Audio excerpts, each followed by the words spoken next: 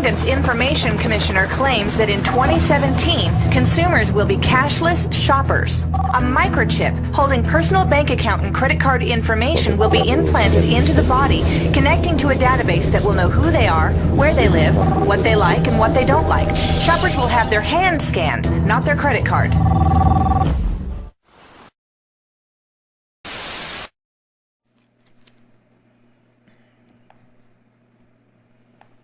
Okay, we're going to put the chat. The chat is off, okay? All right. We apologize for the inconveniences. We know how these spirits attack during the time in which information is coming forth. But let's start off with the Hebrew Credo to the Most High. Have His Spirit protect us through this here. Shema Yasha Allah Ahaya Alahaya Nawa Ahaya Akkad. Shema Yasha Allah Ahaya Alahaya Nawa Ahaya Akkad. Shema Yasha Allah Ahaya Alahaya Nawa Ahaya Akkad. Shema Yasha Allah Ahaya Alahaya Nawa Ahaya Akkad. Shema Yasha Allah Ahaya Alahaya Nawa Ahaya Akkad. Shema Yasha Allah Ahaya Alahaya Nawa Ahaya Akkad. Hear, O Israel, the Lord our God is one. Hear, O Israel, the Lord our God is one God.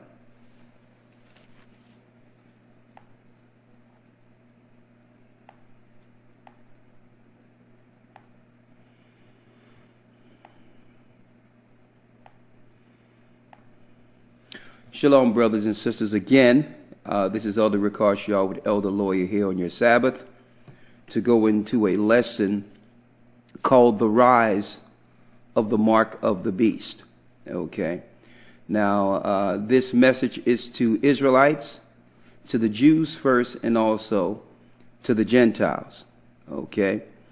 We're going into the Bible today. We're going to break down the mark of the beast and really the plan from the beginning. And when we say from the beginning, during the time of the fallen ones, they always had an imposition against the true God and God's people. They always had a plan. I'm speaking of the gods. There was a perpetual plan or continual plan for them to overtake the Most High's creation, to have all creation worship the beast or Satan instead of the God of gods. We are the children of the all-living, most powerful God, Ahaya. Satan has been trying to take God's credit since his hurling, since he fell. So when we look at the beast system in place today, understand that it's not really a new agenda. Myself and Elder Lawyer and the elders have been going over this in the academy in our lessons continuously. And we want to really get this information out to our brothers and sisters concerning the fight, the struggle we're really in against good and evil. Well, against evil, excuse me. In Ephesians, it says, we wrestle not with flesh and blood. This power that's over the earth today, that's causing confusion, that's destroying families, destroying children, that's getting us sick. The whole system has been in place for a long time, thousands of years. The only difference today is, compared to back then, is back then we were aware of our enemies and those who were operating against us, spiritually and physically. It's only through slavery and captivity and being separated so long from our homeland that this sort of spiritual amnesia is able to perpetuate from one generation to the next generation. But back then, during the old time, during Christ's time, the apostles' time, and even before that, we understood this battle, this beast, this demon, this evil that's perpetuated controlling governments, that's perpetuated by Satan controlling governments against us. So, now that we're in a time in which we see the enemy destroying us from all sides, right? We can see it, but because we don't have an understanding of its inception, brothers and sisters, we don't know how to fight it, how to battle against it, what to do, right? The only way to understand how to really deal with what's going on with this system today against our people is to go back to the past. Go back in the Bible and see where it all started. Okay? Let's go back real quick. Let's go into Egypt, right? Way back in Egypt, during the time Moses is commissioned by the Most High, Ahiah, after the Most High revealed his name. He's commissioned to go back into Egypt and tell Pharaoh to let his people go. To let my people go. Let's go back there first, because this is when our God began to show himself to us as a people. He began to tell us, well, listen, I was always with you. I was with your fathers. I was with Adam in the beginning, but this is my name. You are to be separated from these nations, the gods of the Egyptians, so that you can serve me. Okay. Now, during this time that the Most High is moving us into this land that we call Israel, there's some evil going on in that land. It's called the land of Canaan at this time. But this particular land the Most High is moving us into will be the pinnacle from whence rulership and law come forth. So the Most High was separating us from the Gentiles, moving us into the land of Canaan, right? So that we could actually execute the law and power from this chosen area. Okay, now through this, our practices would be different. Our quote unquote, if they would like to call it, our religion would be different. We would have a different view of morality, a higher view of morality and respect. See, so I'm going to go back to Egypt so that my people, our people, can actually get it today of what's really going on. Okay? You can actually get it by going back and understanding from whence we fell, so that now when this beast system is on us, you can make the right choice. All of you. Come back to the Most High under his hedge to fight against evil righteously. And we're going to talk about that at the end of this. How do we battle? How do we fight against this beast system? The name of this lesson, The Rise of the Mark of the Beast. Right? Let's go back to Egypt. Come on, Elder Lawyer. This is the book of Exodus, chapter 5, verse 1. And afterward, Moses and Aaron went in and told Pharaoh, thus saith the Lord power of Israel, let my people go. He told the God of Israel, let my people go. Now, who was Pharaoh during this time? Well, brothers and sisters, Pharaoh would be the equivalent to our modern day political leaders. The government construct that's over our people, who's pushing the legislation and the oppression against our people. So this rule of Satan emanates or begins through what? Government power. Okay? So that's why in this world today, brothers and sisters, you see there's a constant attack against the Bible. Why? Because governments of this earth know the Bible identify the gods, the God who empower each government. So they shun the Bible. But really, when we look at this, brothers and sisters, this is our God sending in one of the sons of of Abraham, one of the sons of Shem, back into Egypt to separate us from them. See? Let my people go so that I can do what? Thus saith the Lord God of Israel, let my people go. Let my people go. That they may hold a feast unto me in the wilderness. So they would hold a feast unto me in the wilderness. So what is this saying? Instead of us following the feast in the ways of the Egyptian government, the Most High would sever us away from them, this government, this all-powerful government under Satan, so that we can have separate feasts, separate holy days, separate traditions. See? Now, some might ask, well, what's wrong with that? You have freedom of religion today, right? Some people may say, well, listen, you can do what you want to do today. Mm-hmm. Well, no, you can't. Okay. If you were to make this same decision today in your homes and say, you know what? I'm not going to deal with Christmas no more. I'm not going to deal with Easter no more. I'm not going to deal with none of the pagan holy days, and I'm going to follow the law, statutes, and commandments and holy days in the Bible, you'll be ostracized by this world. So they claim you have a freedom of religion, but no sooner as you practice what's right according to the Bible, you're being singled out and attacked. So is there really a freedom? No, there's freedom to follow the pagan religions that's given to us. The same way if we were in Egypt, there would be a freedom to do what the Egyptians say do. That's what they call free. Okay?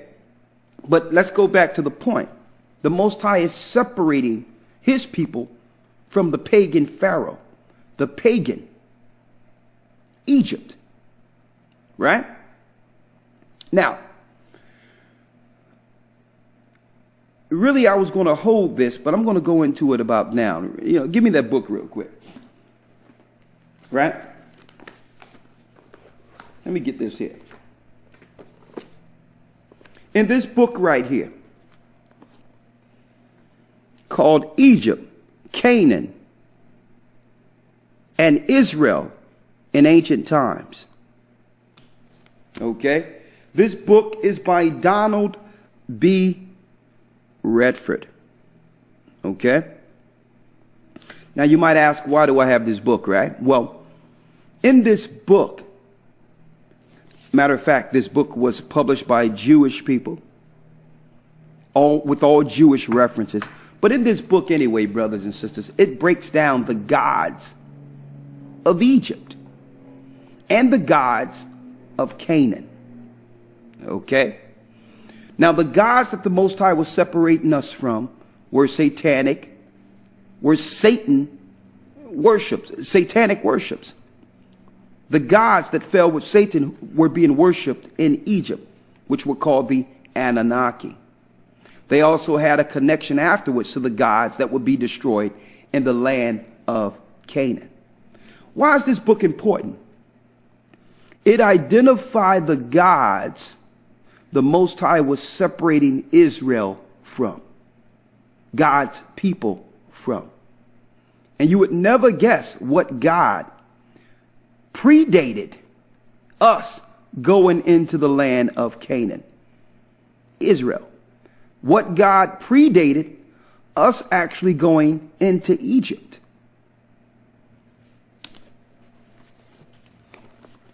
Who was the Canaanite God?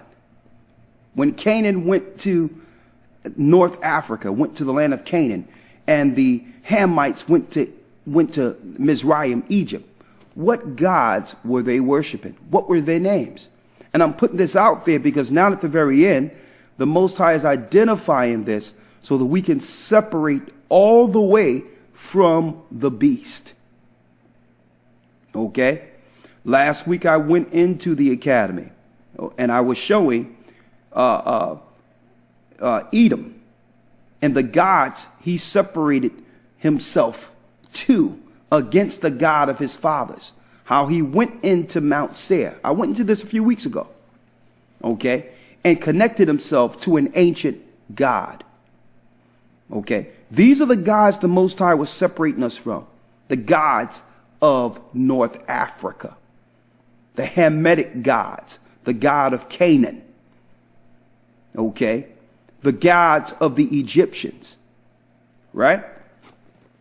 I want you to read this real quick, Elder Lawyer. Starting with Shashu. Now, the reason I'm going into this, and I hope a lot of brothers out there from the conscious community falls on this particular information. Why? Because they always challenge us with this, challenge Israelites with, well, where's your archaeological proof of what you're saying is correct? Well, Egyptologists and those that are pro-Africa know about Shashu. About the time the Shashu people and the whole understanding concerning it in archaeology. It's a proven fact that the Shashu existed. Okay. Now, on the radio this Wednesday, I'm going to go more in detail with this, but I wanted to touch on this based on our people coming out of Egypt and what gods the Most High was separating us from first. All right, let's read it. This is page 272. It says here, Shashu are found in Egyptian texts from the 18th dynasty through the 3rd intermediate period. Okay, which is part of modern day history. They know about this. When I say modern day history, modern day historians study and know that it's proof about the Shashu, about this dynasty that operated in ancient Egypt. Read. Shashu are found in Egyptian texts from the 18th dynasty through the 3rd intermediate period. Come on. They most frequently occur in generalizing toponym list, where the context helps little in pinpointing their location. But lists from Soleb and Amara, ultimately of 15th century origin, suggest that an original concentration of Shashu settlements lay in southern Transjordan and the plains of Moab and northern Edom. Come on. Now, these are nations who were always enemies against the true children of God, right? Moab, Edom, Ammon, right? Read. Here, a group of 6 names is identified as in the land of the Shashu. 6 names are identified in the land of Shashu, which predates us coming out of Egypt. Read. And these include Seir. Seir. Now we know Seir is another name for Satan. So when you see Mount Seir, which bordered Israel, well, that mount is Mount Satan. Okay. Seir, i.e. Edom. Edom. Laban, probably Labona, south of Ammon. Come on. Samoth, of the Shemethites, of the clan of the Kenites. Come on. The Kenites, which are children of Nephilim. Go on. And Warbor, probably the Wadi Hassa. Elsewhere in the text of the 19th and 20th dynasties, the consistent link of the Shashu with Edom and with the Arabah and the Arabah, Timnah, places the identification of the early list beyond doubt. Come on. The localization of the land of the Shashu in the mountainous district of Seir, east of the Arabah, has an interesting consequence for one in the name in the mentioned list of the Soleb and Amara. Come on. Yahweh. Say that again. Yahweh. Yahweh, which is the tetragrammaton. In the land of the Shashu. In the land of the Shashu. For a half a century, it has been generally admitted that we here have the tetragrammaton. The tetragrammaton. The name of the Israelite God. The name of what they call now the Israelite God, but we actually picked that name up later once we fell to Babylon.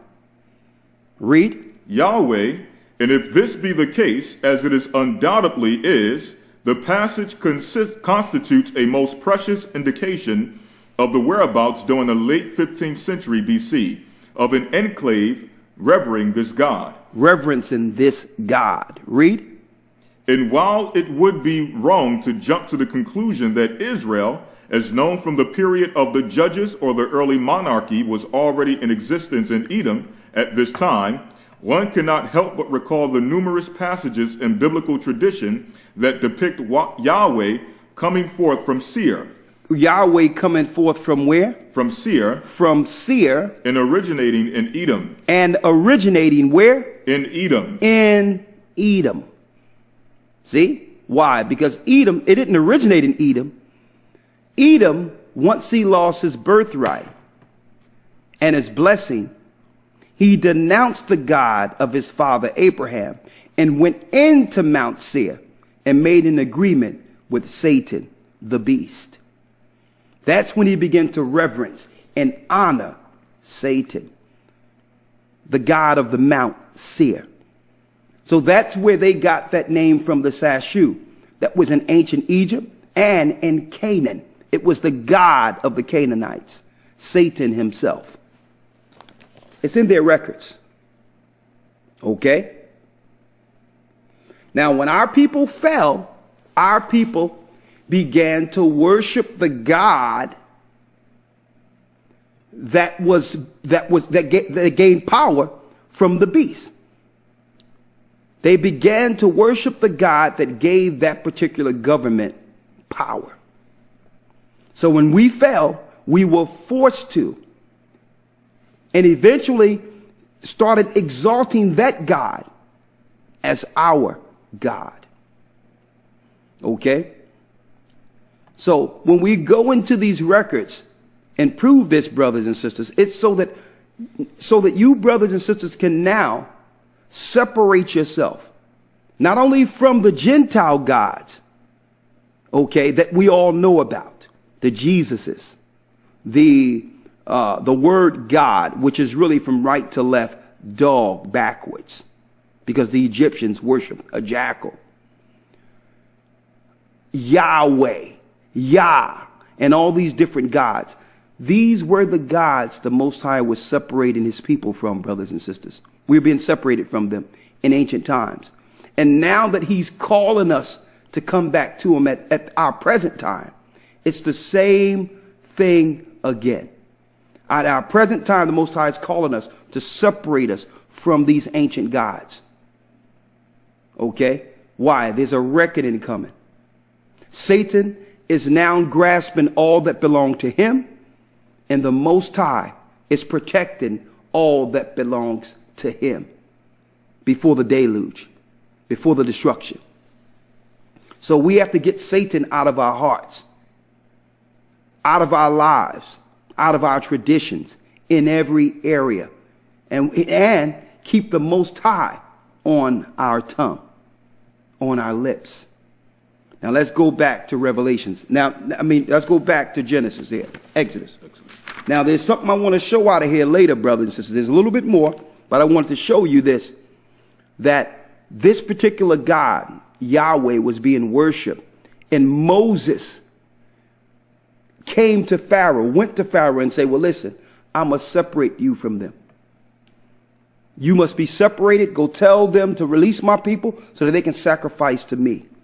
These gods were in ancient Africa. Okay? Hamitic gods that we were being separated from. Our foreparents, right? Now let's go. Come on. The book of Exodus chapter 5, verse 2. And Pharaoh said, who is the Lord that I should obey his voice? So Pharaoh said, who is your God that I should obey his voice? I don't know your God. Okay? Who is your God? But the Most High revealed his name to who? Moses. Let's go there real quick. A few verses over. The book of Exodus chapter 3, verse 13. Come on. And Moses said unto the Most High, behold, when I come unto the children of Israel, come on, and shall say unto them, the God of your fathers have sent me unto you, and they shall say to me, what is his name? What is his name? Now, what is his name? Now, why would the people ask, well, what is his name? Why would our people ask that, brothers and sisters? Because his name wasn't in existence We knew of the God who was separated from the other gods as God Almighty, the most powerful God, the highest God, the God of Abraham. But at this time, there was no name given to him. Right? Read. What shall I say unto them? What shall I say unto the children of Israel that are waiting for deliverance? Because when we go into Egypt, there's a name on every god there. These polytheistic worshipers, we know who their gods are. Right? What can I say to my people? Read. Verse 14. Come on. And God said unto Moses, I am that I am. I am that I am. And he said, Thus shalt thou say unto the children of Israel, I am have sent me unto you. I am have sent me unto you. Tell them I am sent you. That's my name. Read. Verse 15. And the Most High said, Moreover unto Moses. Come on. Thus shalt thou say unto the children of Israel. This is what you say to my people. The Lord God of your fathers, the God of Abraham, the God of Isaac, and the God of Jacob have sent me unto you. Come on. This is my name forever. This is my name forever. And this is my memorial unto all generations. And this is my memorial unto what? Unto all generations. Unto every generation afterwards. They are to uphold a higher. His name forever in what? Our hearts, in our minds, from our lips, forever. Now, of course, that would be the Most High within us, right? In our mind, in our temple. So Satan would look to what? Replace that. Where we would speak his name, reverence him. He would be in our hearts and our minds, right? So eventually he would set up a whole world of worship and reverence to him that would lead to him actually operating not only on the outside of us through influence, but also in us, like the Most High operates in us. So as you can see, we're coming into those times now where Satan is looking to be within our temples. The majority of the earth have been worshiping him already. So now he's going to get in all the way. That's this rise of the beast, this system, so that he can be all in all within all of creation like the Most High is. That's where technology is going. See?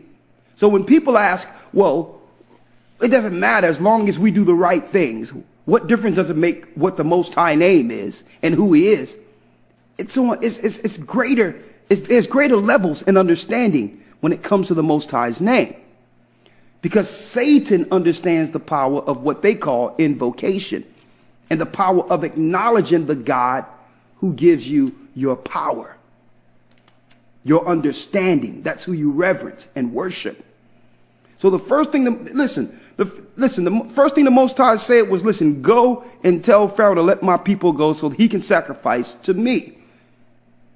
So the people of Israel was like, well, okay, who am I going to sacrifice to? Okay, Ahiah. You go and tell him Ahiah have sent you to free my people, and they will reverence me, and I will protect and have a hedge over those particular people. I will give them a law that would separate them from the Gentiles, the nations. Right? So now, we're going to go through a few books today. We're going into the book of Jubilees. Matter of fact, let's go there now. Elder Lawyer, Jubilees 24. Jubilees. Let's get Joshua 24 first. We're going to go to Joshua 24, and we're going to go into the book of Jubilees today also to show you how this beast was always operating. He was always operating. Speaking of Satan, he was always looking to get amongst our people and use us for his cause. Okay? Because we were already separated. After we left Egypt, we had our laws, statutes, and commandments. The nations would just follow him and revere and respect him for the power he gave the Gentiles. So they would just follow Satan. You understand? But we were the people that Satan always had an issue in trying to get us to bring forth his program, to bring forth his agenda. We were the only people that were separated from his agenda after the Most High saved us and gave us the land of Canaan and gave us Israel, right? So let's go. Let's go to the book of Joshua, 24 and 13. The book of Joshua, chapter 24, verse 13. And I have given you a land for which ye did not labor. The Most High said afterwards, he gave us a land in which we did not labor or work for. Go on. In cities which ye built not, and ye dwell in them. Of the vineyards and olive yards which ye planted not, do ye eat. Do you eat? So the Most High gave us a land flowing with milk and honey. The only thing we would need to do as a people was to do what? Follow his laws, statutes, and commandments, and not follow the way of the Gentiles. Okay? Who are really, believe it or not, speaking of natural Gentiles, they are Satanist by tradition. A lot of them don't even know they're worshiping Satan. Just by tradition, they are just Satanists from one generation to the next. Paganism and evil traditions, right? So the Most High said, listen, I'm going to separate you from them. You're going to have a land flowing with milk and honey. Just stay away from the Gentile ways and their God, right? Read the 14th verse. Verse 14. Now therefore, fear the Lord. Fear the Most High, which is Ahiah. I'm going to say it again, brothers and sisters. Ahiah is his name. Read. And serve him in sincerity and in truth, and put away the gods which your fathers served on the other side of the flood. Read it again. Now therefore fear the Lord, and serve him in sincerity and in truth. Sincerity and in truth. And put away the gods which your fathers served on the other side of the flood. Put away the gods your father served on the other side of the flood. See? Put away the gods our forefathers served on the other side of the flood. A lot of our people fell to those gods before the flood. Okay? So believe it or not, those same gods, worships, and traditions from before the flood is what's going on now. Right? Read. And in Egypt. And in what? And in Egypt. And in Egypt. So we didn't just serve those other gods on the other side of the flood. When we went into Egypt, brothers and sisters, some of our people, a lot of us, fell to the Egyptian religions. See? The beast religions in Egypt. All right? Do you see this? Come on. And serve ye the Lord. And serve Ahiah. Now there's rules in how to serve the Most High within the Torah, the law, statutes, and commandments within the Bible. The Torah, the Tanakh, the New Testament, the epistles. Read. Verse 15. And if it seem evil unto you to serve the Lord, choose you this day whom ye will serve. So if it seem wrong or evil to serve the Most High Ahiah, then choose this day whom you will serve. Don't be in between. Okay?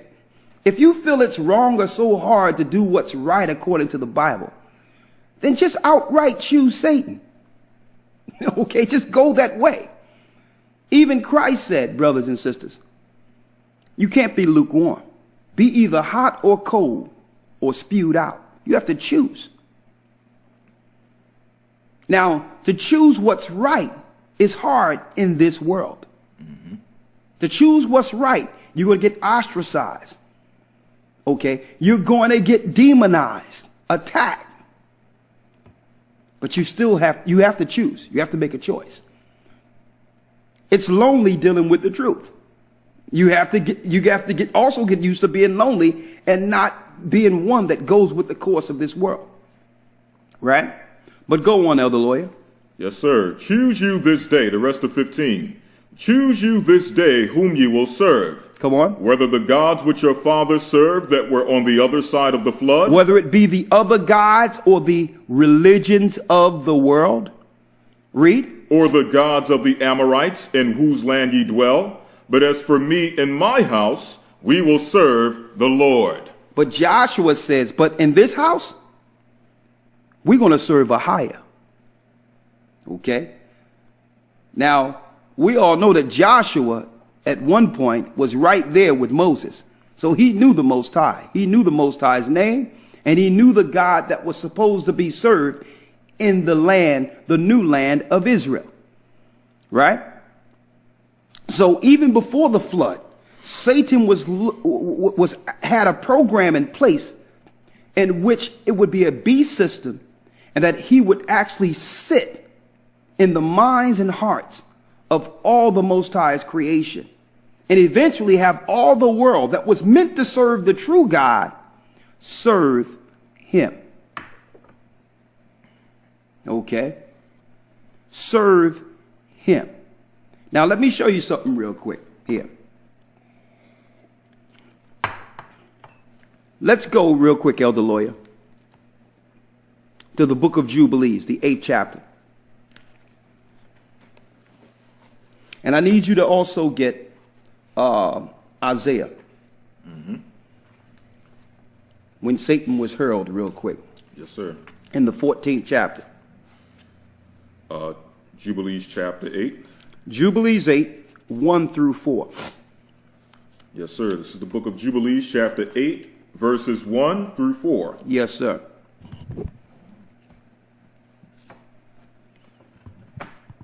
You got it? Water? Yes, sir. Yes, sir.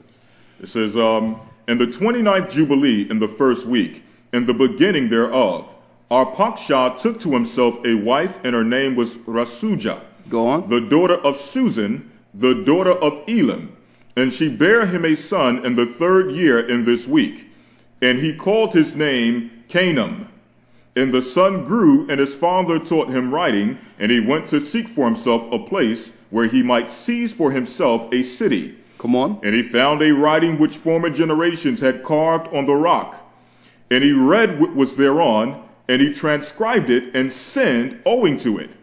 For it contained the teachings of the watchers. It contained what? The teaching of the watchers. The teachings of the watchers. In accordance with that which they used to observe the omens of the sun. The omens of the sun. And moon. And moon. And stars and all the signs of heaven. And he wrote it down and said nothing regarding it.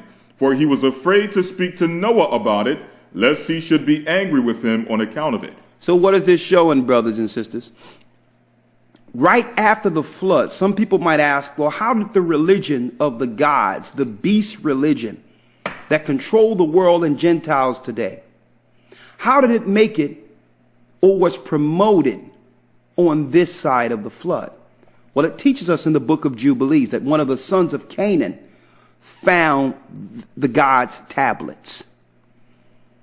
Most people call it today, and guess what? This is also archaeology. An archaeological fact. The Gilgamesh stone.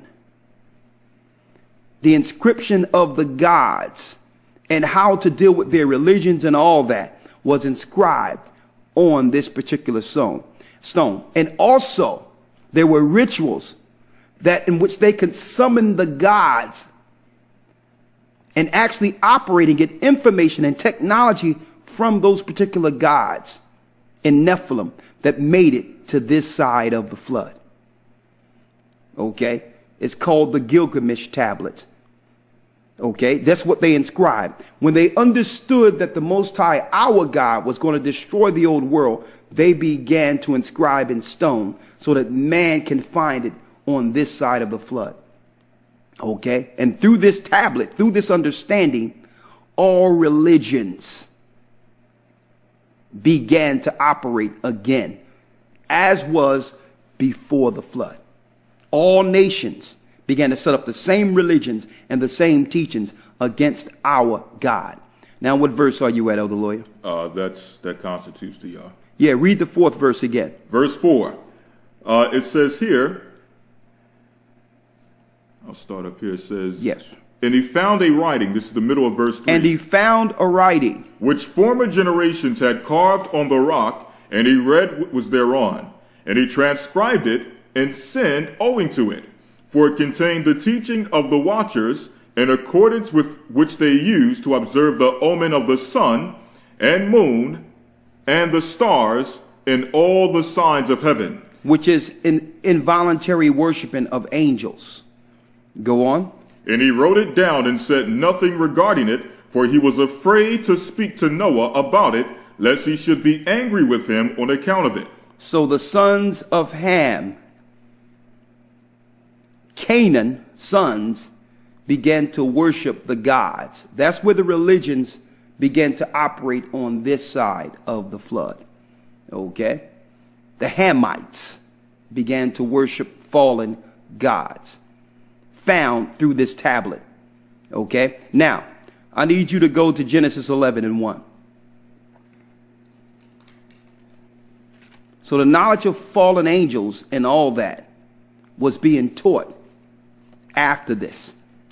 How to build cities and have the earth worship Satan and deal with all these satanic, everything you see today, brothers and sisters, was the plan back then. Okay? Before you get 11, get Isaiah real quick. This was the plan of Satan all along when he was hurled. His plan was to be God. Okay? So when we lost our power, brothers and sisters, what did Satan do? Satan began to do what? Build cities and constructs of control that would one day absorb us into this belief. The one world order has to include God's people who were separated after we came out of Egypt. See? They can't accomplish the one world order without getting us.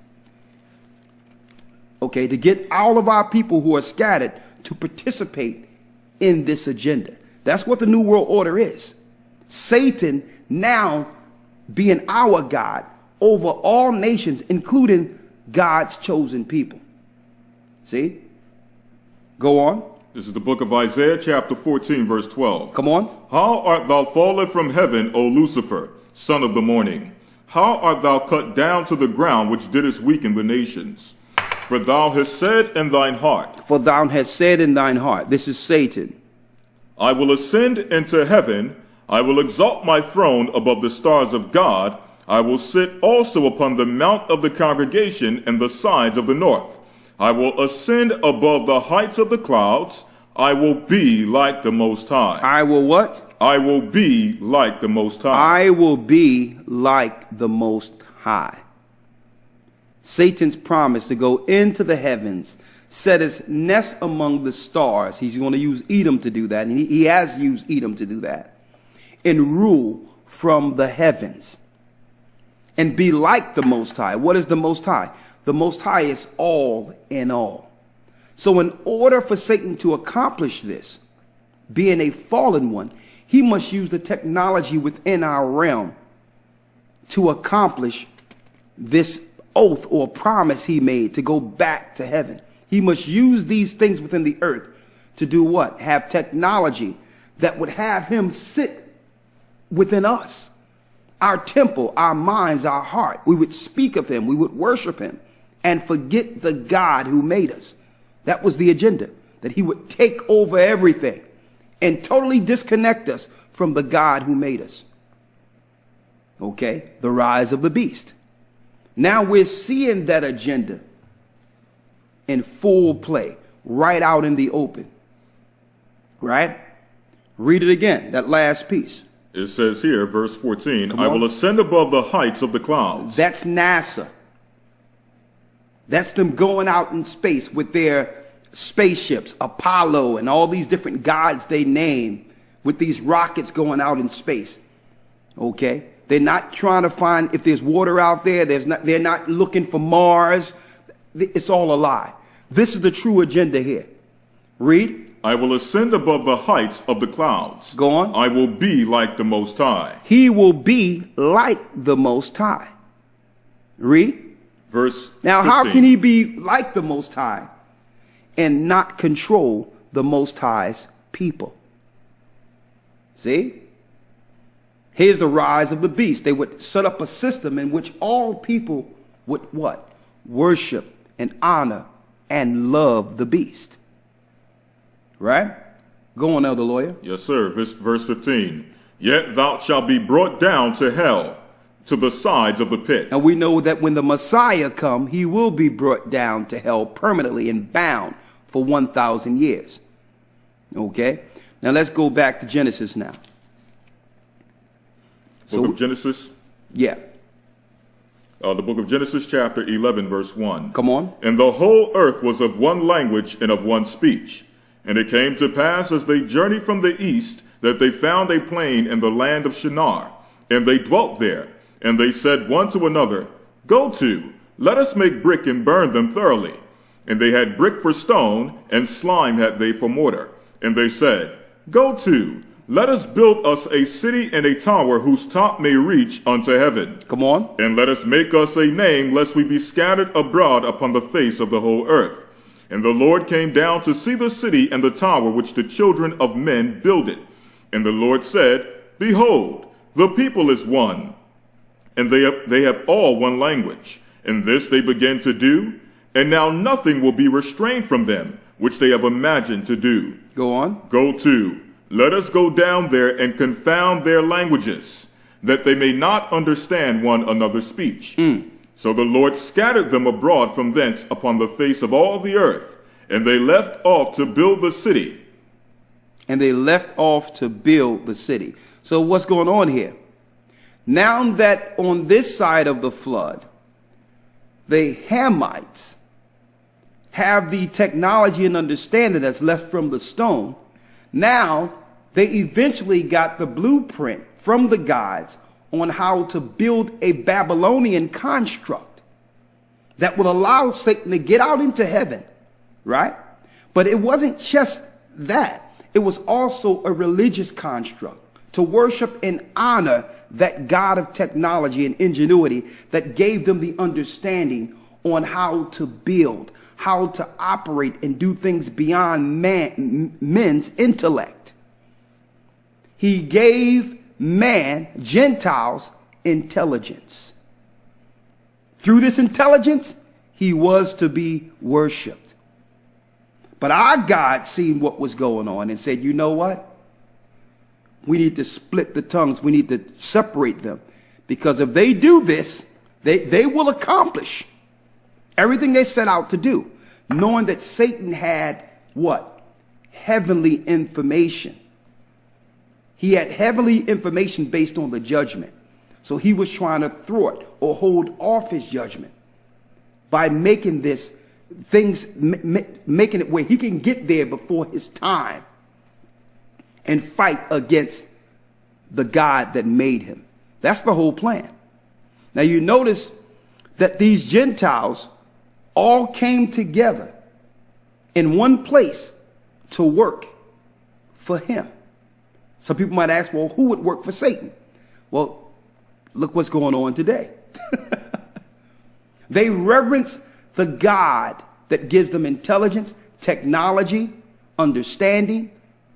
And don't forget, he set up cities for parties and, he made it fun. See, before Babylon, there wasn't nothing like this, where you can all go and have fun and do what you want to do. And it was just vibrant. Right? A place of control, a place of worship with technology, intelligence. Right? Let's go to the book of Jasher now. You can read it right off of here, Elder Lawyer. Yes, sir. So what happens? Our God see what's going on and say, you know what? Let's send the angels down and split the tongues. Let's separate these people. Right?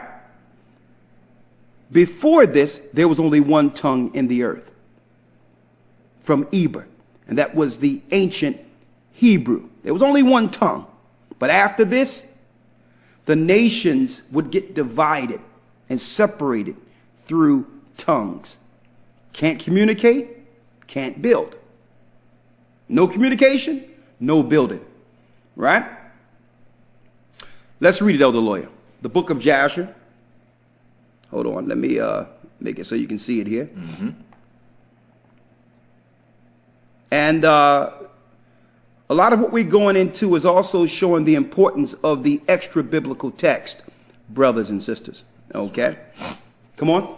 This is the book of Jasher, chapter 9, verse 20 through 21, as well as verses 25 through 26. Come on.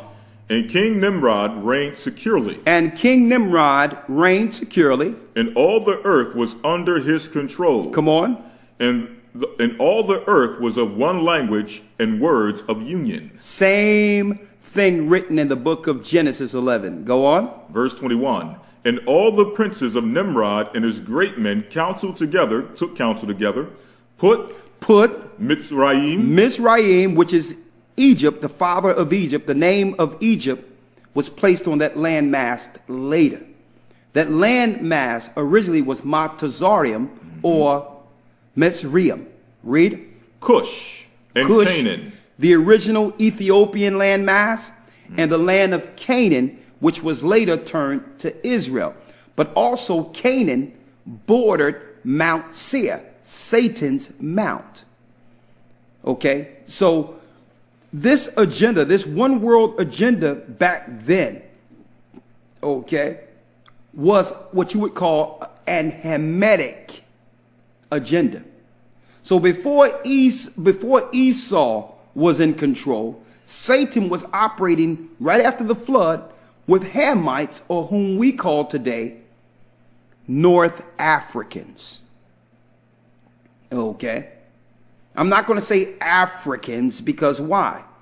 You have to realize that that land region before the Western world, before America was created, that region culminated, was a mix of different races of people who came in and out of those land masses. Okay. As you can see, even during the time of Nimrod, all nations were there together building the tower. And they were doing that under Nimrod. A what? A Cushite. So Africa was in control over the one world at that time. Okay, but it doesn't have anything to do with black or ethnicity here. Because that's where the majority of people get confused when you say Africa. Automatically they think, okay, black people. But no, this is a black man, but he's controlling all nations. Okay? So here it is. You got Phut, Mizraim, Cush, and Canaan, right? And we know the Canaanite god Yahweh was worshipped back then. Go on. With their families, and they said to each other, "Come, let us build ourselves a city, and in it a strong tower, and its top reaching heaven. Come on. And we will make ourselves famed, so that we may reign upon the whole world, in order that the evil of our enemies may cease from us, that we may reign mightily over them." Now the problem is their enemies are the good ones. Mm-hmm. Their enemies is the angels of heaven, the Most High God, the Messiah, the Yeshua, us. Mm-hmm. The problem is their enemies that they're building against are the good people. See? Mm-hmm. Come on. It says, "We may reign mightily over them, and that we may not become scattered over the earth on account of their wars." On account of their wars. Come on. Jump into verse 25. "And the building of the tower was unto them a transgression and a sin. And they began to build it, and whilst they were building against the Lord God of heaven." So they was building against the Most High, not for the Most High. Mm-hmm. So just because, brothers and sisters, you see technology and think it's good, and them going out in space and they give you all the feel-good stories of how it's to help mankind and all this, it's against the Most High.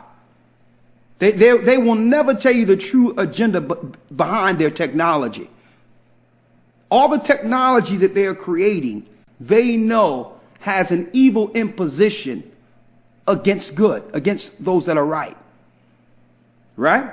Go on. And whilst they were building against the Lord God of heaven, Come on. they imagined in their hearts to war against him and to ascend into heaven. And to do what? And to ascend into heaven. To make technology great, to build intelligence, teach the people that this is good.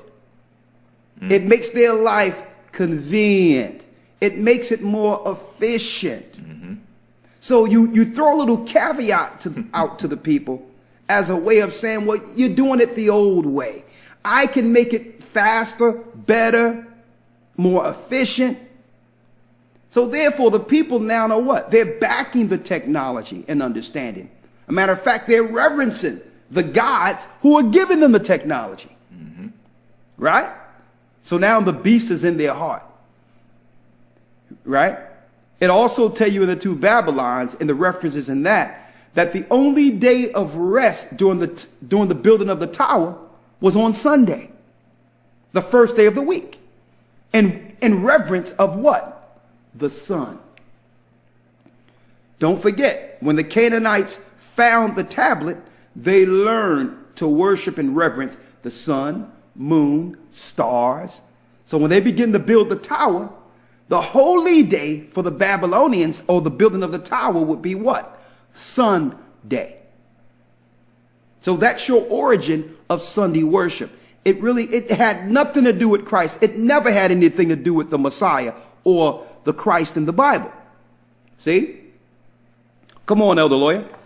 It says here, verse 26, and all these people and all the families divided themselves into three parts.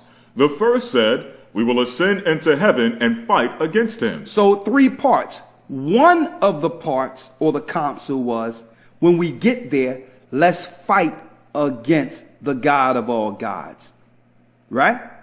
Read. The second said, we will ascend to heaven and place our own gods there. Hold up now. The fallen gods that fell to the earth to be worshipped and gave them technology. Okay, the agreement is, we give you the technology, you help us get back out from whence we came. Right? So that's an agreement between the people, the Gentiles, and the gods. See? Go on. And serve them. And serve them. So they were serving these gods on earth. So they knew of these gods and interacted with these gods. And guess what, brothers and sisters? It's no different today. There's no difference. Think about it. Look at all the areas in the mountainous areas with do not enter signs near the deserts and all that in different areas, not just in America. There's all these mountainous areas that's connected to military where normal people can't go. That's where they're getting all their technology from. They're communicating and operating with gods. Okay? Till this day. Same thing. You do our part.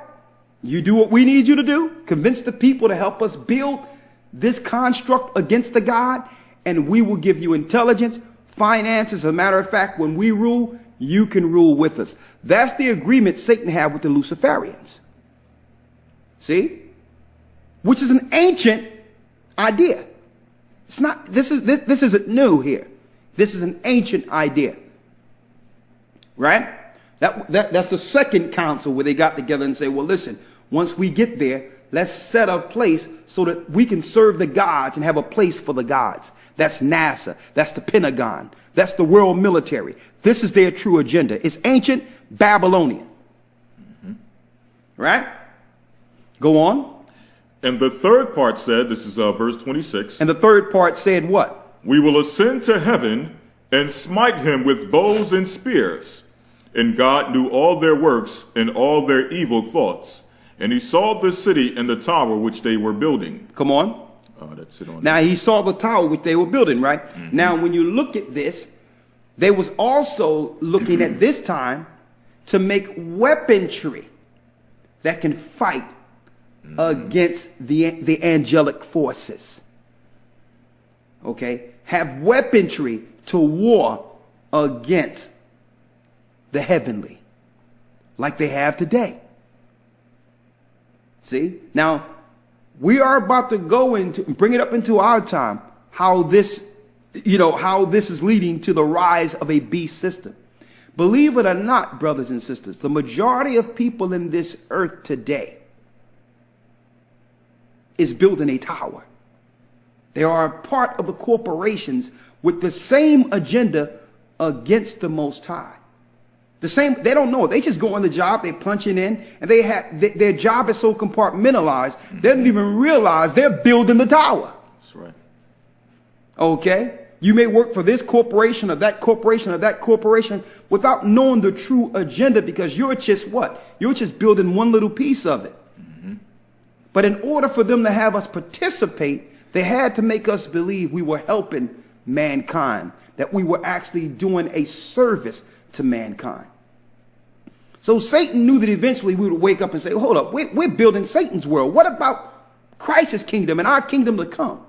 We're building his world. He knew that we would come to that understanding once the Most High would begin to awaken his people, start waking us up here. So Satan is now making a system to say, you know what? We have to make it where choices are limited. We need to integrate this technology with them. So there won't be a disagreement or a thought to fight against his agenda. Okay? And that's how it's happening now. The technology now is now being aimed towards you. It's looking to be inside you to control you, to have you operate, to help build the beast construct. One moment, we'll go right into it.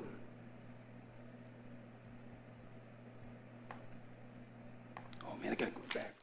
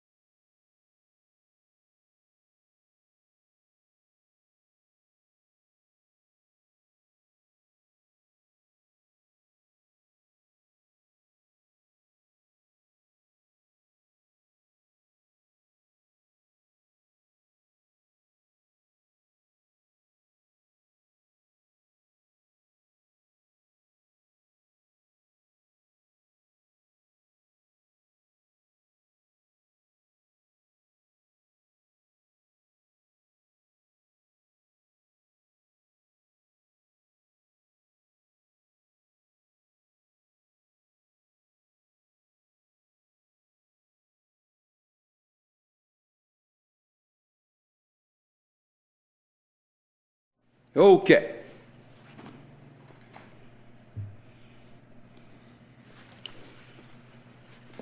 All right, brothers and sisters. So as you can see, there was a plan back then, during the old time, during the time of Nimrod, okay, where Sunday worship was actually, that was the origin of Sunday worship. They had a plan in reverence of the gods to go out into space. Now, don't forget, Satan said that he would sit on the congregation of the north. He would be like the Most High. Now, something was going on in Babylon that enticed all nations to participate with this agenda, right? You're going to find out it's the same things happening today. Same thing. Now, let's go to Isaiah 14, 12 and 14 again, then go to Revelations 12 and 3. The rise of the beast. So we are examining this transhumanism system, this technological system, and think that, okay, this is passé, this is new, this is something brand new. The whole world is going into a new phase of technology and intelligence, and we all, man, this is great. It's one of the most evil times on earth, and there's nothing new under the sun. They were doing this back then. Okay, it's just our disconnect from past times would make us believe that this is something new. Okay, our disconnect from our history makes us believe that, okay, this is brand new. None of this it has never happened before. This is brand new technology. No. The rise of the beast, right? Isaiah 14 and 12. Isaiah chapter 14, verse 12. Come on. How art thou fallen from heaven, O Lucifer? How did you fall, Lucifer? Son of the morning. Now you notice also how in our day and time, they make Lucifer out to be a good guy. Right. You notice that? A series, Lucifer. Satanist with statues, with the horned god hugging children. Right? This is the system we're in. You have Lucent technology, which is Lucifer's technology. All of the technology and cars and the things we use for efficiency have satanic or God's names attached to it. Right?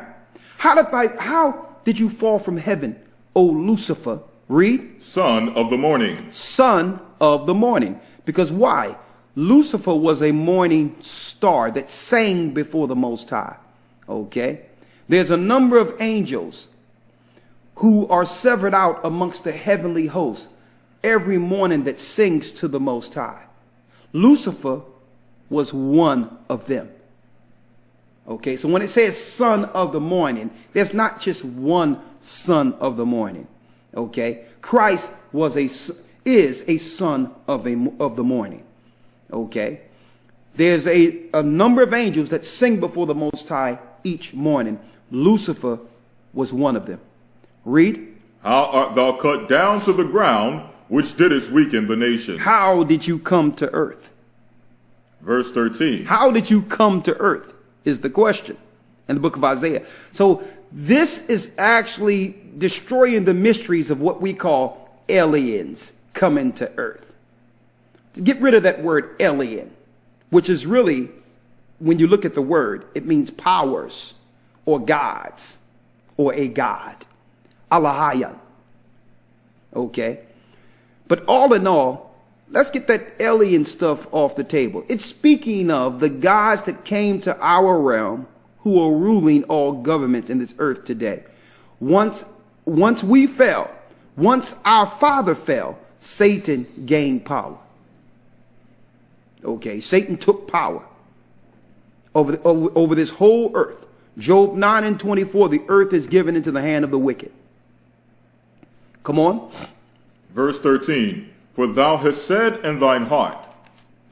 Come on. I will ascend into heaven. I will exalt my throne above the stars of God. I will go into space. Read. I will sit also upon the mount of the congregation in the sides of the north. Come on. I will ascend above the heights of the clouds. I will be like the Most High. I will be like the Most High.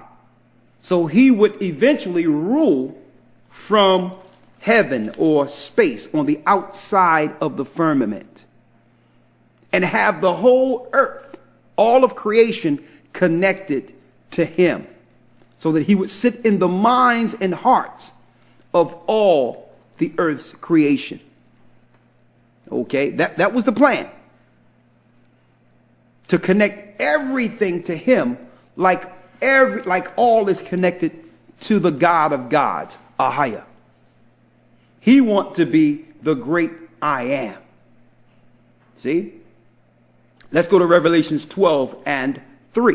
The book of Revelations, chapter 12, verse 3. Come on. And there appeared another wonder in heaven. And there appeared another wonder in heaven. And behold, a great red dragon having 7 heads and 10 horns and 7 crowns upon his heads. Now the 7 heads represents the 7 mountains, which makes up what? Rome. The 10 horns are the 10 original nations of Edom, the European Edomite Rome, who is now the what? The modern day EU. With the same agenda. If you don't believe this, look at the new EU building that was built about 5 years ago. Okay, it's almost a direct replica of the unfinished Tower of Babel. Okay, it's speaking of the EU, Rome, who are Edomites, who is worshiping the same God of ancient Babylon. Okay, and a matter of fact, who's that God? Yahweh. Okay, here's an ancient artifact of Yahweh, whom the Europeans eventually called Zeus. Same God. Same God. Worshiping who? Satan. Lucifer, the god of the Tetragrammaton, worshipped by the synagogue of Satan, who are Zionists, or the Jewish powers today. Okay, they're the children of the 10 horns. The 7 heads and 10 horns make up the Roman Babylonian construct of our modern time, right? Read. Revelations 12 and 4. And his tail drew the third part of the stars of heaven. It's speaking of the God of Rome. When he fell, he didn't just fall by himself, speaking of Lucifer. 1/3 of the angels came to this realm with him. 1/3 of the angels who would be served and worshiped on this earth as gods. Now, of course, we, God's people, the Israelites, were severed out from this worship to worship the true God. See? To worship the true God. But like I said earlier, they can't accomplish the one world order without getting God's people within their worships and ideologies. They would need to target us so that God's people can participate in this one world order agenda to worship who? Satan, and to build his construct. I'm going to show you the importance of this in one moment. Read. Verse 4.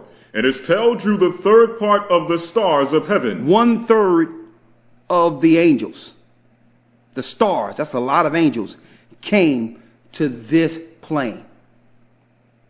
Okay, so when you see the mystery of the gods and the History Channel speaking of the gods and all that, and could this be with question marks, they can kill those question marks. They know the Bible answer this. Right. They know there's no aliens that are for mankind and trying to save mankind from themselves. They taught man evil. Okay? These are all lies. The real story of aliens is in the Bible. They're fallen gods and they are not for our turn. They're over every government of this earth. Okay? And they're not for us. They are against God's people. Right? Come on. And didst cast them to the earth. And the dragon stood before the woman, which was ready to be delivered, for to devour her child as soon as it was born. As soon as it was born. So it's speaking of the dragon, which is the devil, Satan, having a government in place to kill the child, or what you would call the savior, before it has an opportunity to fulfill prophecy. And what is that prophecy? To destroy and bond the power of Satan, brought down to hell, like it says in Isaiah, the 14th chapter. So Satan, knowing the judgment, said, listen, let me set up a government construct that could kill the chosen, like I set up in ancient Egypt.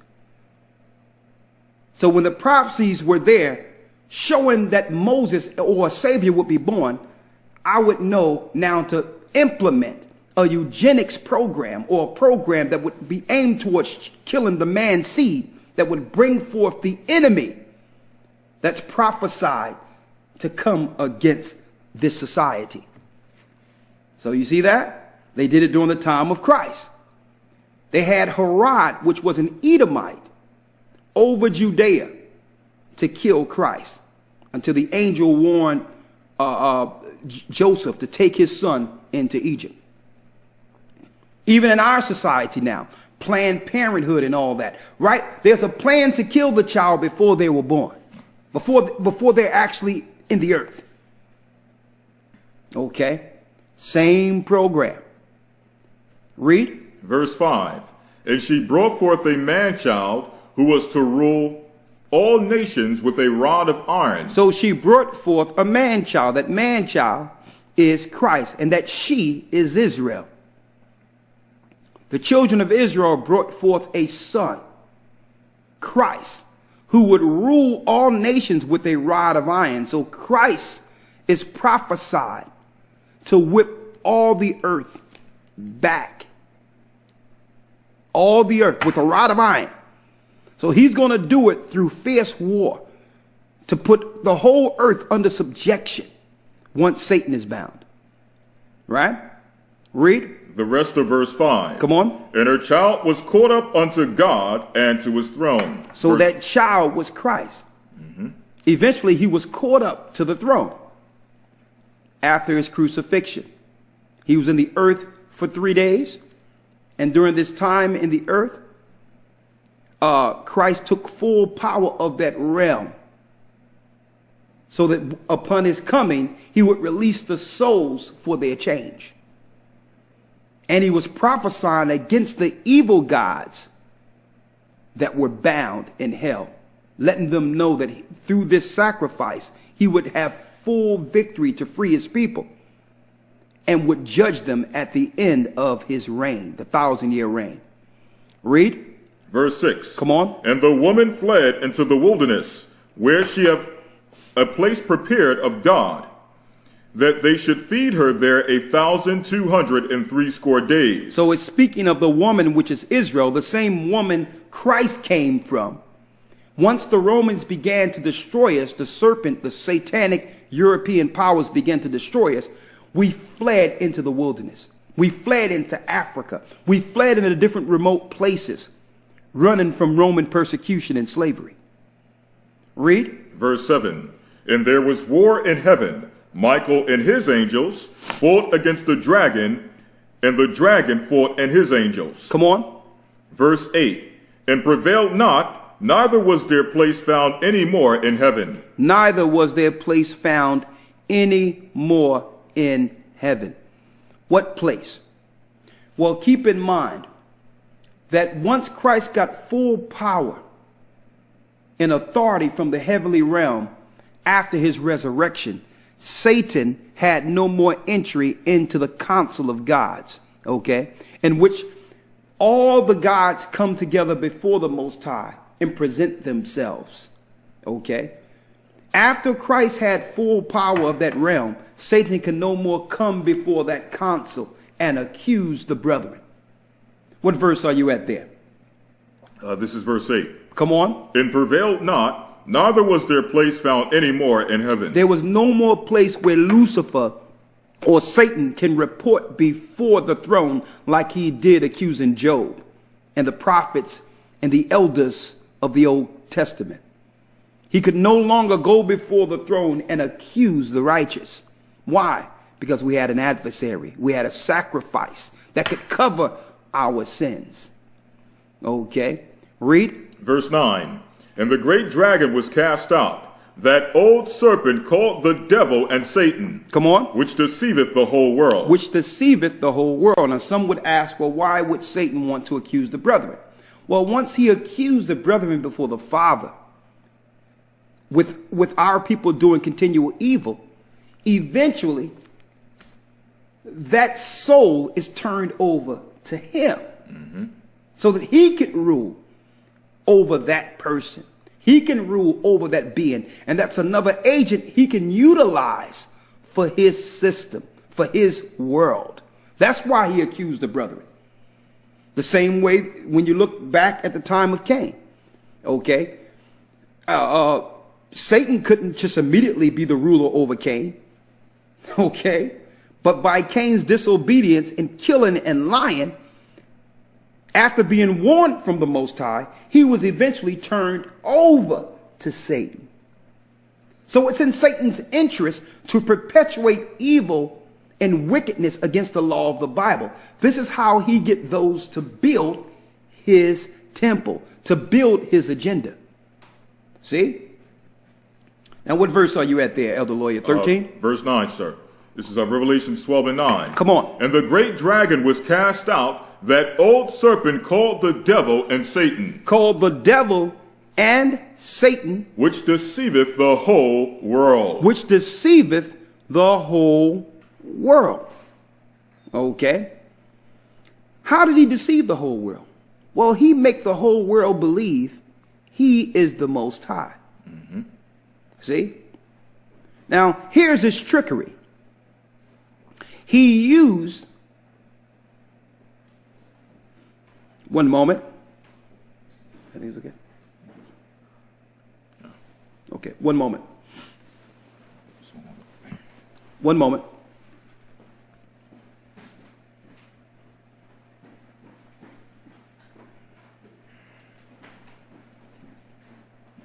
One moment. Good? Sir. Okay. Let's lock you. No problem. This is Revelation chapter 12. Now, this is what he used. He used the trickery or the deception that comes with the knowledge of good and evil. The tree of good and evil. See, when people look at Satan or think about Satan, you only, which we're taught, which is, I think is a good thing, to look at him as an evil character according to Scripture. But we tend to forget that he has the potential to give man something that's good also. So that's how he deceives you. He'll give you something that's beneficial for a price. See? So he deals with both good and evil. And that's the confusion that's going on amongst the world. Okay? That's why people have been deceived by him, because he have done good also. Okay, in the minds of what we believe is good. See? The example I can give you, right? Here's an example, just on a low level. He'll take over a country, right? Kill about, what, 1 million or 2 like he did in Iraq, right? Totally kill off the people, which is bad, right? But then there will be photo ops of feel-good stories of a child who had his leg blown out by the government, and now he has an electronic prosthetic leg, in which now he can run faster than he did before his leg was blew off. Now the story would feel good when you hear the violins and all that behind it. But what are we missing? We're missing the story about the 1 million people and the family, his whole family is killed. You understand? He got his leg blew off by an unrighteous and evil government. That's an example I can give you. That's how he deceived you. He deceived you by doing something good. Okay, and he'll set up churches. He'll set up hospitals. All these things appear to be good, right? Well, not if you are administering killer vaccines. Not if you are pushing the quote-unquote fake cancer program in which you are torturing people with chemotherapy and all that. That's deceitful. That's evil. Right? But come on. Revelations 12 and the rest of verse 9. Come on. He was cast out into the earth, and his angels were cast out with him. Verse 10. And I heard a loud voice saying in heaven, now is come salvation and strength in the kingdom of our God, and the power of his Christ. Come on. For the accuser of our brethren is cast down. For the accuser of our brethren is cast down. So once Christ gained full power after the resurrection and Satan had no more entry into the heavenly realm, the angels rejoiced. Rejoiced. See? Imagine the heavenly realm continually having to tolerate this angel coming before them, accusing the same people that he actually turned evil. He would put things before man to tempt them, and once they do the evil, he goes before the heavenly realm and say, can I get him? Let me use him now. Look what he's doing. He had a choice to choose you, and he chose me. Can I use him? While the same angels that he's reporting amongst are employed with the task of coming to earth to help them find and be with the Most High and choose what's right. See? So the angels rejoiced, brothers and sisters. They were so happy. Okay? It's like, okay, at least we don't have to worry about him up here. But man, we feel sorry for what's going on in this earth now.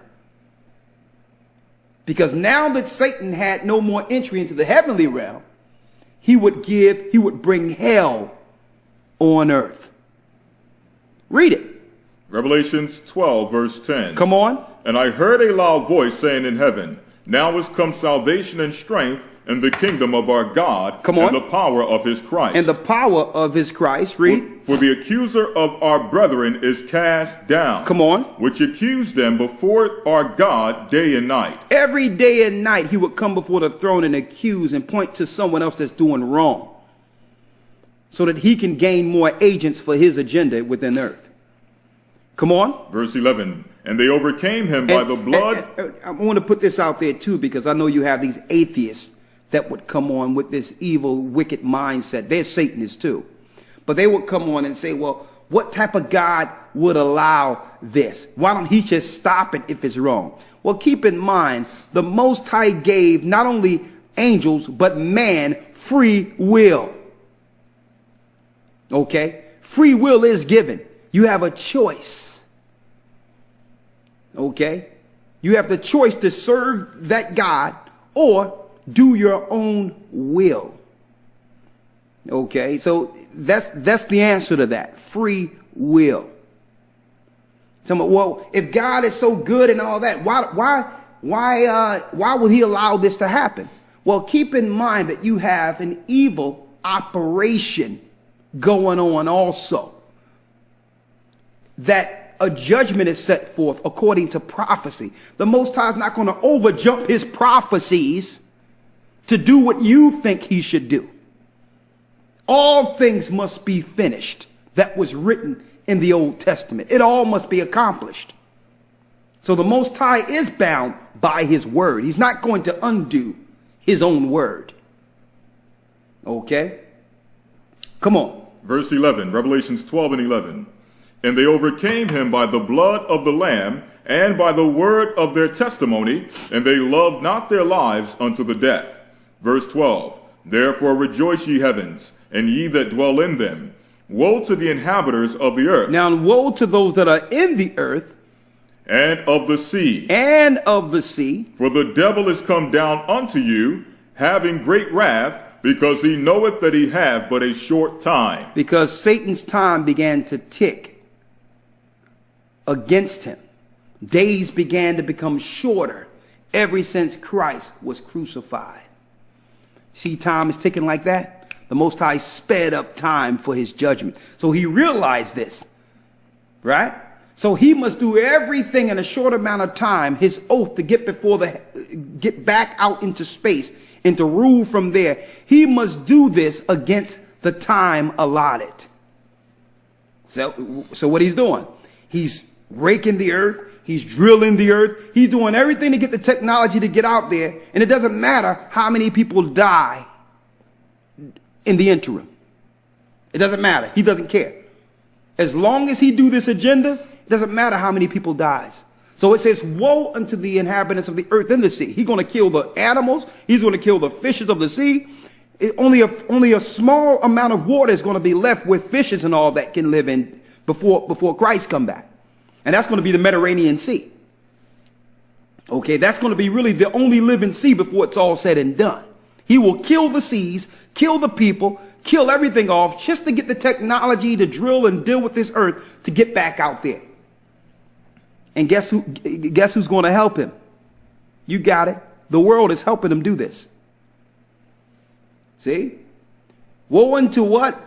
The inhabitants of the earth. Us. And of the sea. Come on. For the devil is come down unto you, having great wrath, because he knoweth that he hath but a short time. Because he know he only have a short time. Now, brothers and sisters, Satan is the beast.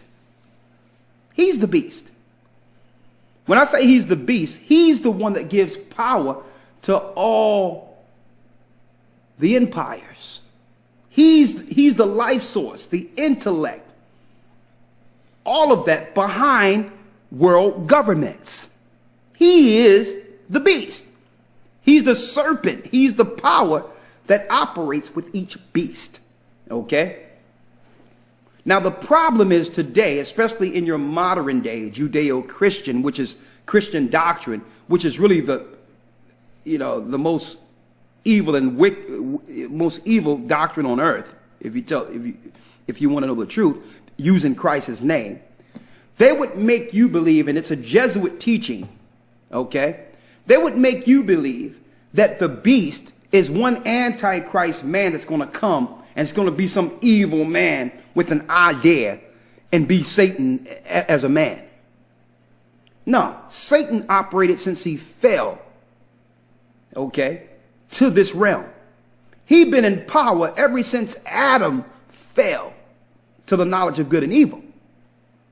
Okay? He's still here. It's him. He hides himself. He hides himself while working, while operating with the same agenda of ancient Babylon. Right? Let me read this article real quick. Okay? Go to Revelations 13 and 11. Speaking of the beast, speaking of the rise of the beast. Revelation. Right? Mm-hmm. Revelations 13 and 11. And I heard another beast coming up out of the earth.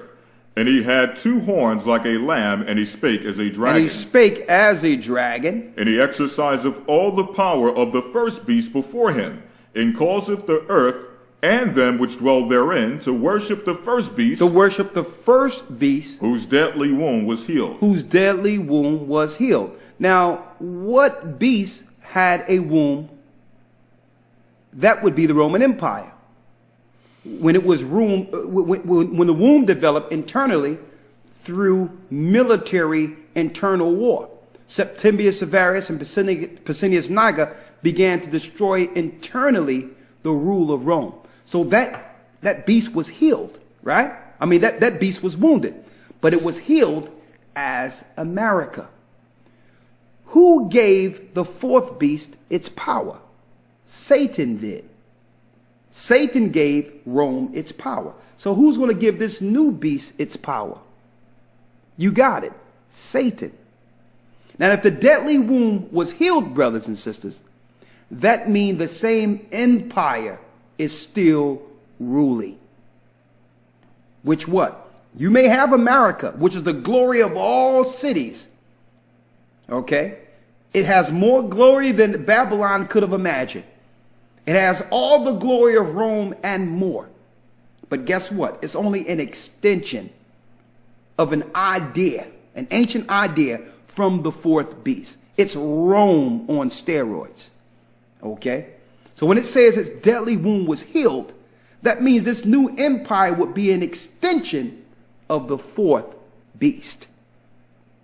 Rome, or Edom, is still ruling the world, right? With the same God who gave the beast its power. Let's go and see who gave the beast its power real quick in Revelations. Revelations chapter 13, verse 1. Go ahead. In fact, I'll jump down to verse 2. And the beast which I saw, Revelations 13 and 2, and the beast which I saw was like unto a leopard, and his feet were as the feet of a bear. Come on. And his mouth as the mouth of a lion. Go on. And the dragon gave him his power. And a dragon did what? And the dragon gave him his power. And Satan gave him his power. Read. And his seat and great authority. And great authority. So who gives intelligence, understanding, idea, and religion to an empire? Satan himself. And he used those ideas to deceive the world, to control it from a government trust construct. See? And let's go back to Revelations 13. So who gives the empires their power? The dragon. Who's the dragon? Satan himself. Go on. Verse 13. Come on. And he doeth great wonders, so that he maketh fire come down from heaven. He doeth great wonders, that he make fire come down from heaven. Now, they teach us in modern day Judeo-Christianity that this is talking about a man that's going to come with some magic powers before the world. Oh, CNN, let's pan in on the beast, doing magic tricks and having fire come down from heaven. Don't wait for that, okay? That's a deception. That's a lie, a Jesuit deception created through the Christian Jesuits, okay? The sorcerers over Christian doctrine. There will be no man standing up making fire come from heaven. This is speaking of the technology that Satan would give the empires, like Rome, like America, like he gave America. Who's controlling America? The Jewish Zionists, who are sorcerers. Who's given them their technology and understanding? Satan. Read. Revelations 13 and 13. And he doeth great wonders, so that he maketh fire come down from heaven on earth in the sight of men. In the sight of men. Read. Verse 14. And read 13 again, real quick. Verse 13. And he doeth great wonders, so that he maketh fire come down from heaven on the earth in the sight of men. Now, let's bring this to modern day prophecy. Here's an article from edition.cnn.com, right? That speaks of what's going on over there, the war between the Western world, or America, and Syria, right? Now, we all know that America was colonized out of what? Rome. There was 3 parts of the ancient Rome that made the new America: France, Spain, and Great Britain. All 3 of these were wars against the new world, or the place that would make the new Babylon or Rome, an extension of Rome, right?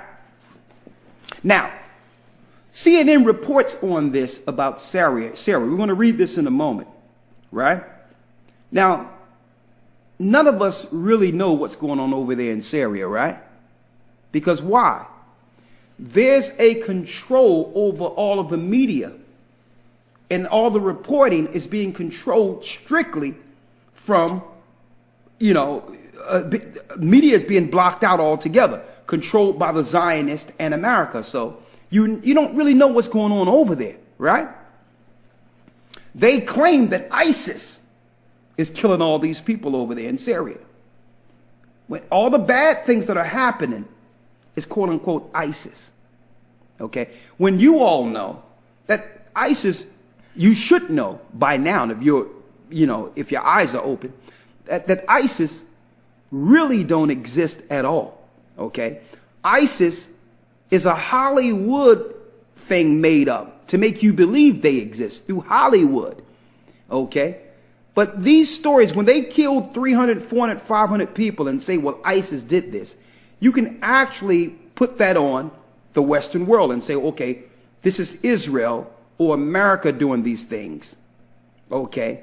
And by using this ISIS title, they're not complicit. Okay. It's ISIS doing it. So when America killed 200, you never hear about Americans killing anyone in Syria, do you? Right? Now, it says here from edition.cnn.com, right?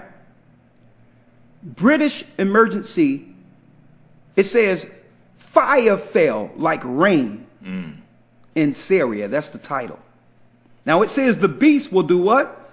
The beast doeth great wonders. Go on. So that he maketh fire come down from heaven on earth in the sight of men. In the sight of men. CNN.com.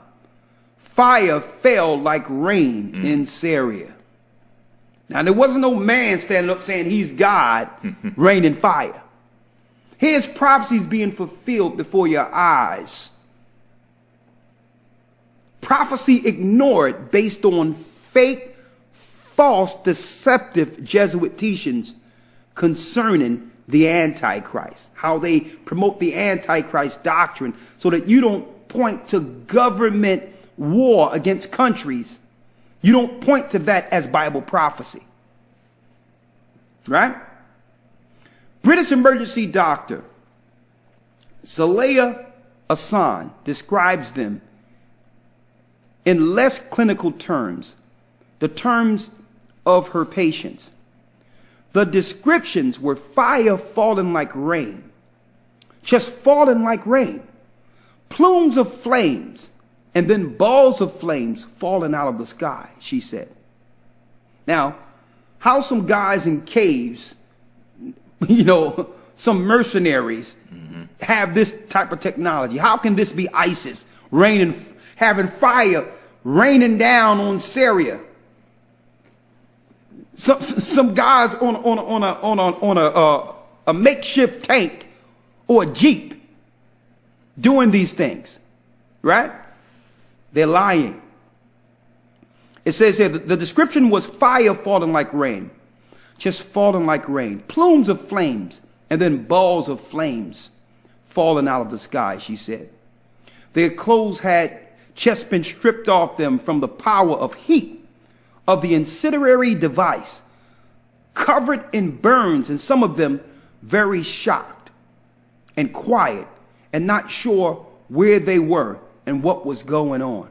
The heat from the fire raining out of the heavens was burning off the clothing of the Syrians before the fire would come. What we're showing you here, the beast in full power according to prophecy, the rise of the beast. And it's not an antichrist. It's not one man. While you over here looking at TV on some of Trump's indiscretions 10 years ago and laughing about it, these people are being attacked. Bible prophecy is being fulfilled before your eyes. And who's executing this? The beast. Right? Read what it says here. It says, get the 14th verse for me here. Verse 14. And deceiveth them that dwell on the earth by means of those miracles which he had power to do in the sight of the beast, saying to them that dwell on the earth, that they should make an image to the beast, which had the wound by a sword and did live. We're going to go into that womb by a beast in a moment. The womb of the beast that did live in a moment. But keep in mind, when John was seeing this, or the prophets were seeing this, It's described in the Bible as signs and wonders.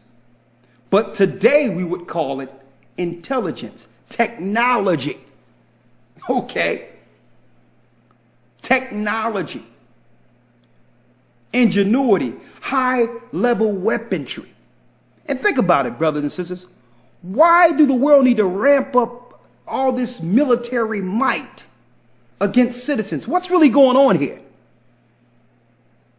Okay, what's really going on that a world, a nation have enough nukes to blow the earth to hell and back 20 times? What type of threat is really going on? Is there any threat amongst civilians that will, you know, that would have them need a bomb that will blow up the whole earth 15, 20 times? So what are they really ramping up against? What are they really arming up against is the question. The citizens are already broken all over the earth. If you've traveled anywhere in the earth, you realize there's no group anywhere that can raise up and destroy the world powers in military might. Nowhere. Right? So, it tells us about this beast who would have a deadly wound. That wound would be healed, and eventually, once it gains its full power, it would have technology that would rain fire from the sky and destroy people where the technology would be beyond our normal standing of weaponry, right? It's going on right now in Syria. It's going on right now there in the Middle East. And it's not ISIS either. Right? Read the 15th verse. Verse 15. And he had power to give life unto the image of the beast, that the image of the beast should both speak and cause as many would not worship the image of the beast should be killed. Now, we talk about the image of the beast. You would have your military go from one land to the next, implementing a system through democracy, right? And through this system, it would have an established way of getting the citizens to participate in the new world idea, right? That the image can speak, communicate. They would be one with this beast eventually by succumbing to this colonization, this takeover, this social engineering. So when they say they're going over to a new country, because this country have a dictator that they probably set up anyway, and that they're going to give these people democracy or America's way of living, or this garbage, these lines they're bringing forth, these straight lies, they're really setting up a beast system in which Satan can now be amongst and in the people.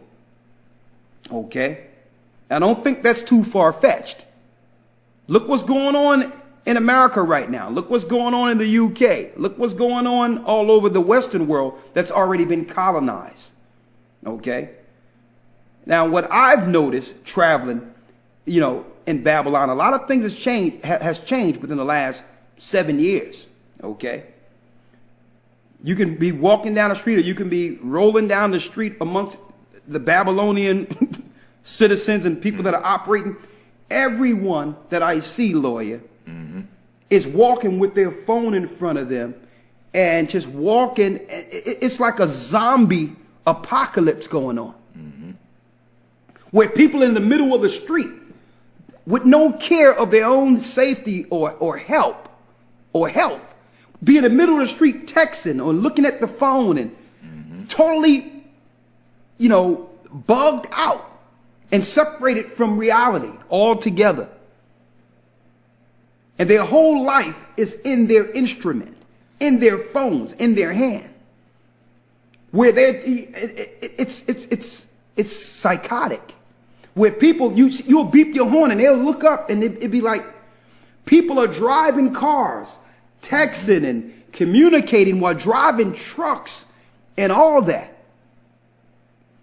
So they have already acclimated a system of the beast within our minds to communicate through technology all the time, 24 hours a day. We're just connected to a beast, an idea, an understanding, not realizing it comes with a program or spirit. It's other countries out there. There's other countries out there that you would think that you would call what they call them, not third world countries, but they're not as fast tracked as the Western world. Right, not as logically advanced. That's the word. They're not as technologically advanced, right? They're more family oriented. They still have a sense of morality based on reality. These places are a threat to the one world government. Okay? Now they're going into Syria. You look at Syria, one of the few places, brothers and sisters, that are left that they were still speaking ancient Phoenician Hebrew in certain areas. Family-oriented places they're breaking down. Fire raining from heaven, right? Read on. So you think it's about this war with Syria. You might think it's about some bad guys in Syria that need to be removed. Who they say, Assad? You believe that narrative? Assad need to be removed because he's a dictator and America or the Western world can give them a better life. And right now, that's what they tell us while they're raining fire on these people, right? A beast system that leads to what? Read that last part again. Revelations 13 and 15. Come on. And he gave power, and he had power to give life unto the image of the beast, that the image of the beast should both speak and cause that as many as would not worship the image of the beast should be killed. So if you're not down with the idea of worshiping Satan and building the tower, you should be, according to the prophecies, killed according to this world's government. You'll be demonized, called terrorist, marginalized, or killed off altogether if you're not willing to go along with the new way. See? This is Bible prophecy, right? Read the 16th verse. Verse 16. And he causeth all, both small and great, rich and poor, free and bond, to receive a mark in their right hand or in their foreheads. In their right hand or in their foreheads. Now let's break down each piece of this, right? So, this idea of Satan to bring everyone under their one world power, right, will cause what? Everyone, whether it be rich or poor, right, free or bond. That means arrested, locked up, or just freely walking around. Whether you are Bill Gates or the poorest homeless person on earth. Doesn't matter. To do what? To cause all, both small and great, rich and poor, free and bond, to receive a mark in their right hand or in their foreheads. In their right hand or in their foreheads. That's Satan sitting in the temple in your minds now. See? So when you make this choice, it can be your last free will choice. Let me show you. I spoke of this in countless, we have spoken about this in countless lessons, even on the streets. We've spoken of this. This RFID chip, a two-way radio in Barack Obama's, which is not Obama's. That healthcare plan drew up well before Barack Obama was in office. What they call the Affordable Care Act, where there's a two-way radio device. A two-way radio device within the healthcare plan, right? We spoke of this. Right? A two-way radio, the size of a grain of rice. They're going to deceive you through your news circulations, through your media, through TV. Okay? There it is right there. Getting injected. Your doctors will have this. When you go to get your license, they will have someone there that can do this for you. Okay? On top of that, they'll have kits. These kits you can order yourself through your computer and inject them into your loved one.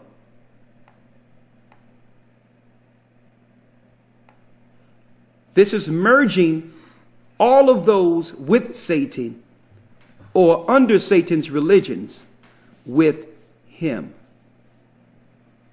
That's what this is. He will be like God, and he will be all in all, ruling from outside the firmament, connecting all those who reverence and respect him as their God. He's going to be connected, all in all. Right? Now there's more. Look at this.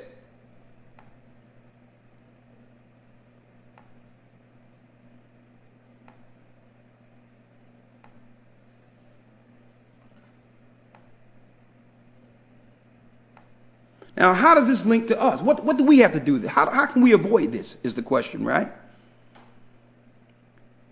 They will cause, right?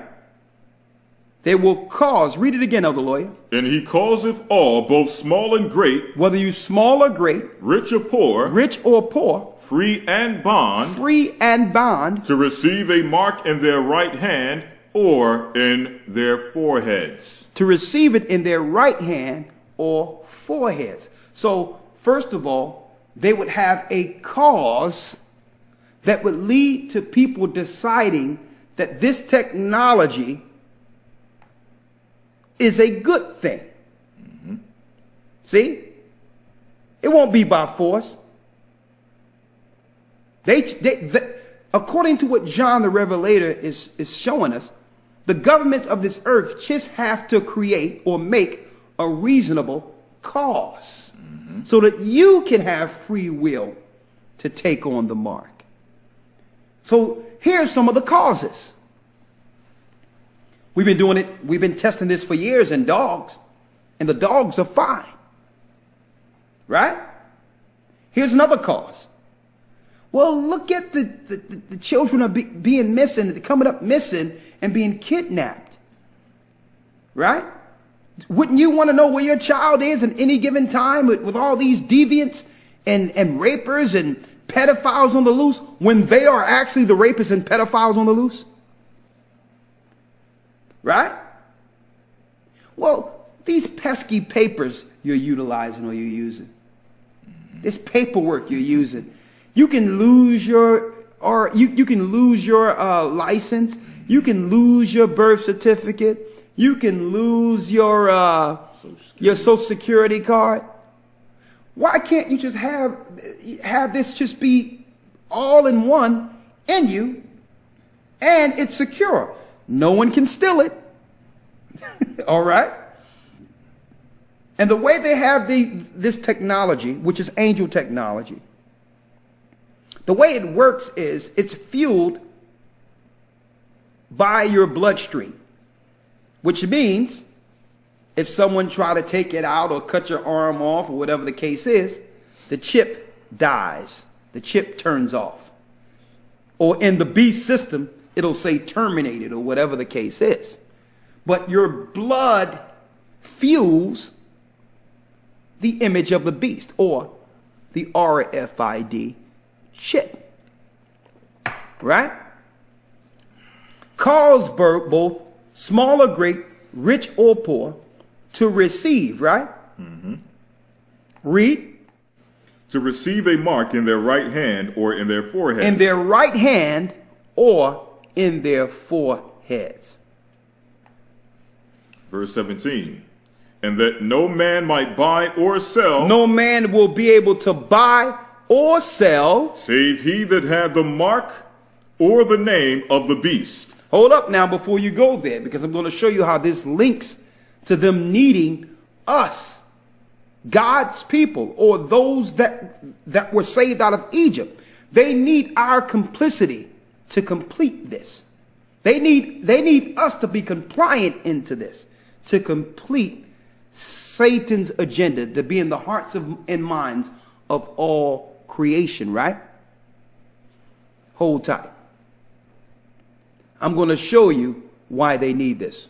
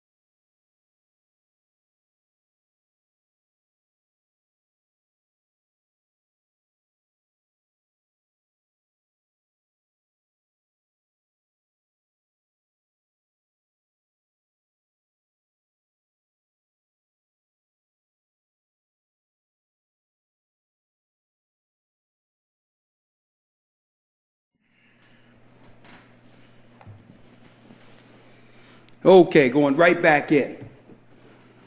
Read the last verse you was at again, real quick. Verse 17. Read the 16th verse. Verse 16. And he causeth all, both small and great, rich and poor. Small and great, rich and poor. Now, hold up. Now, let me get this real quick, Elder Lawyer. I'm going to get this out of the Greek. He causeth, having a copulation or cumulative force. That's a cause, right? He causeth, which is obsolete, primary, to make or do, right?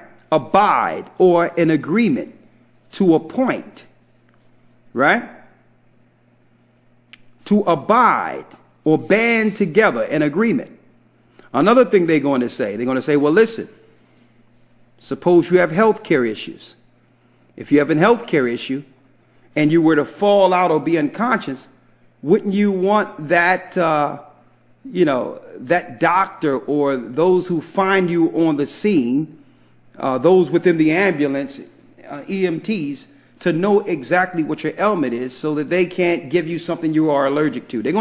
It's going to be certain causes going to make it convenient. What about an elderly person? Suppose they fall or something happens to them, they're unconscious.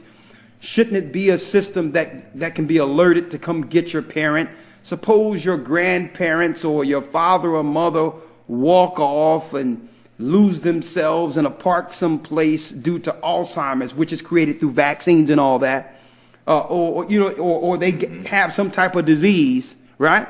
These are causes, right? But these are not going to be the causes that's going to make people, choose the beast. The greatest cause will be what?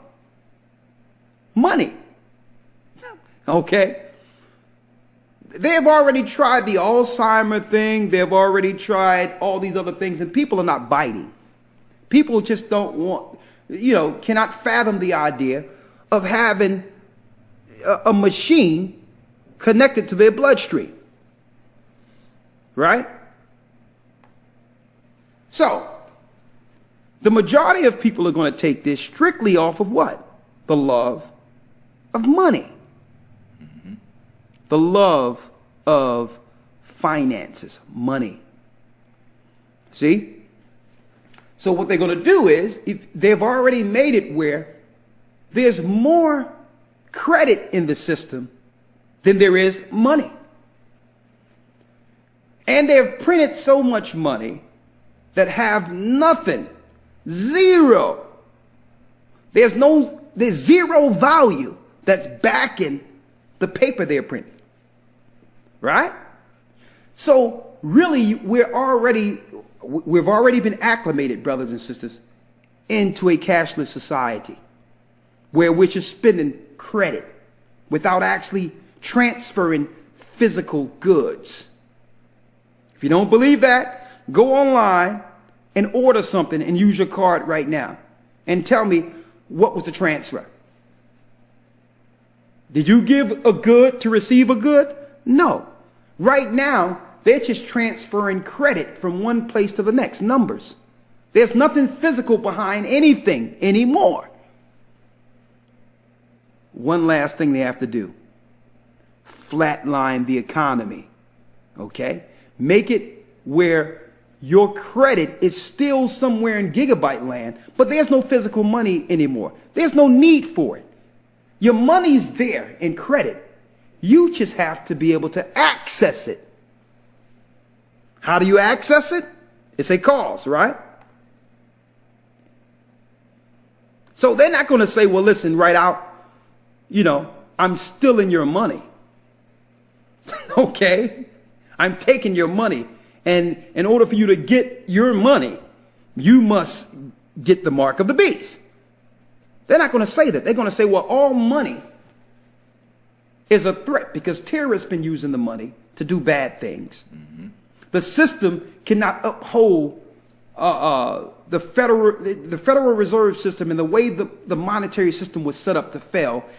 The world powers, the world structure can no longer uphold that sort of spending, that way of operating financially. So they're going to transition into another form of finance. This is going to be the last step that's going to get the majority of their participants into the mark of the beast system, right? Now, I need you to read this real quick, Elder Lawyer. He calls of all, both small and great, Revelations 13. Rich and poor, free and bond to receive. Now, I need you to read what it says for receive, this word first. Receive. It says here, to give. To give. By implication or by implication, literally or figuratively, greatly modified by the connection, adventure, bestow, bring forth, commit, deliver up, give, grant, hinder, make. Hold up. Give or grant, right? So to receive is to give, right? Read the next one here. It says here. When it says mark, what word does it say for mark? For mark is charagma. The word mark is charagma, to give a mark. What is a mark? It says here, a scratch or etching that is stamped as a badge or of servitude. A badge of servitude. Okay?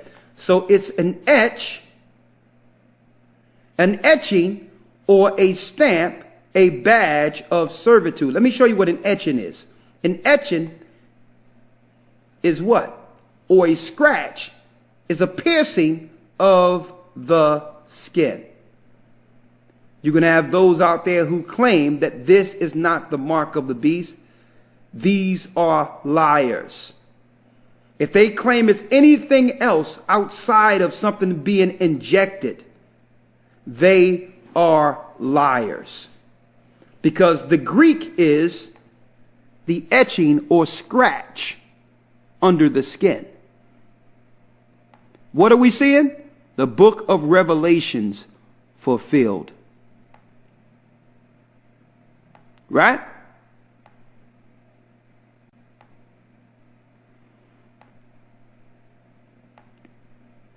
See that? Now going back to the original premise, that when the Most High was looking to separate our people from the powers of the serpent under Egypt, he gave his people his understanding, his way of doing things, his name, and said, well, you know what? You need to separate yourself from them to come serve the living God, right? Right? Now check this out.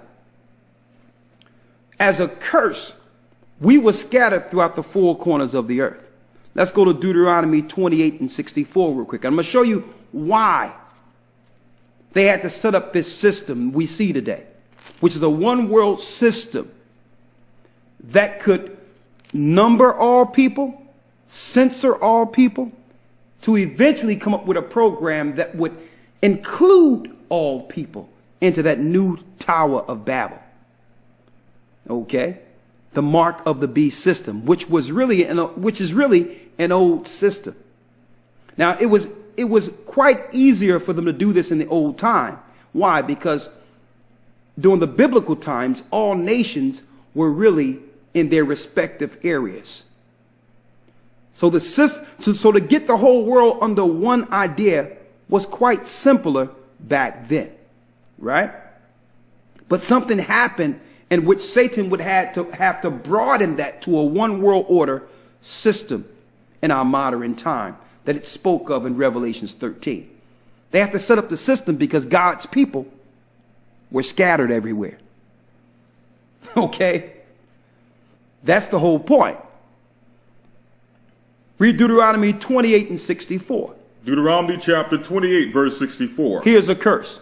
And the Lord shall scatter thee among all people from the one end of the earth, even unto the other. So God's chosen people who were severed from amongst the Gentiles, who once had the land of Israel, speaking of our people, there was a curse that led to Israel's desolation.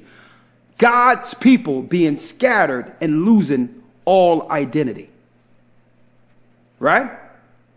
Now there's a prophecy, an ancient prophecy concerning these same people who would overcome the curses and rule the whole earth under the Messiah.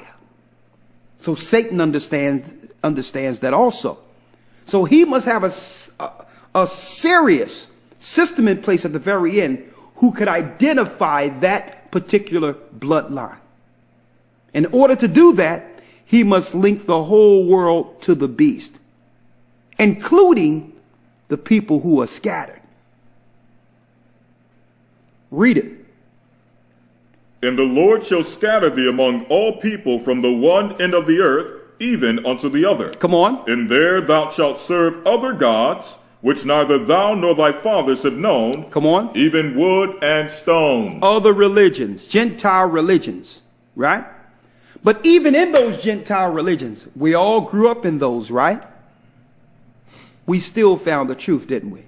Eventually, we were able to reject the gods, the fallen gods we were cursed to follow.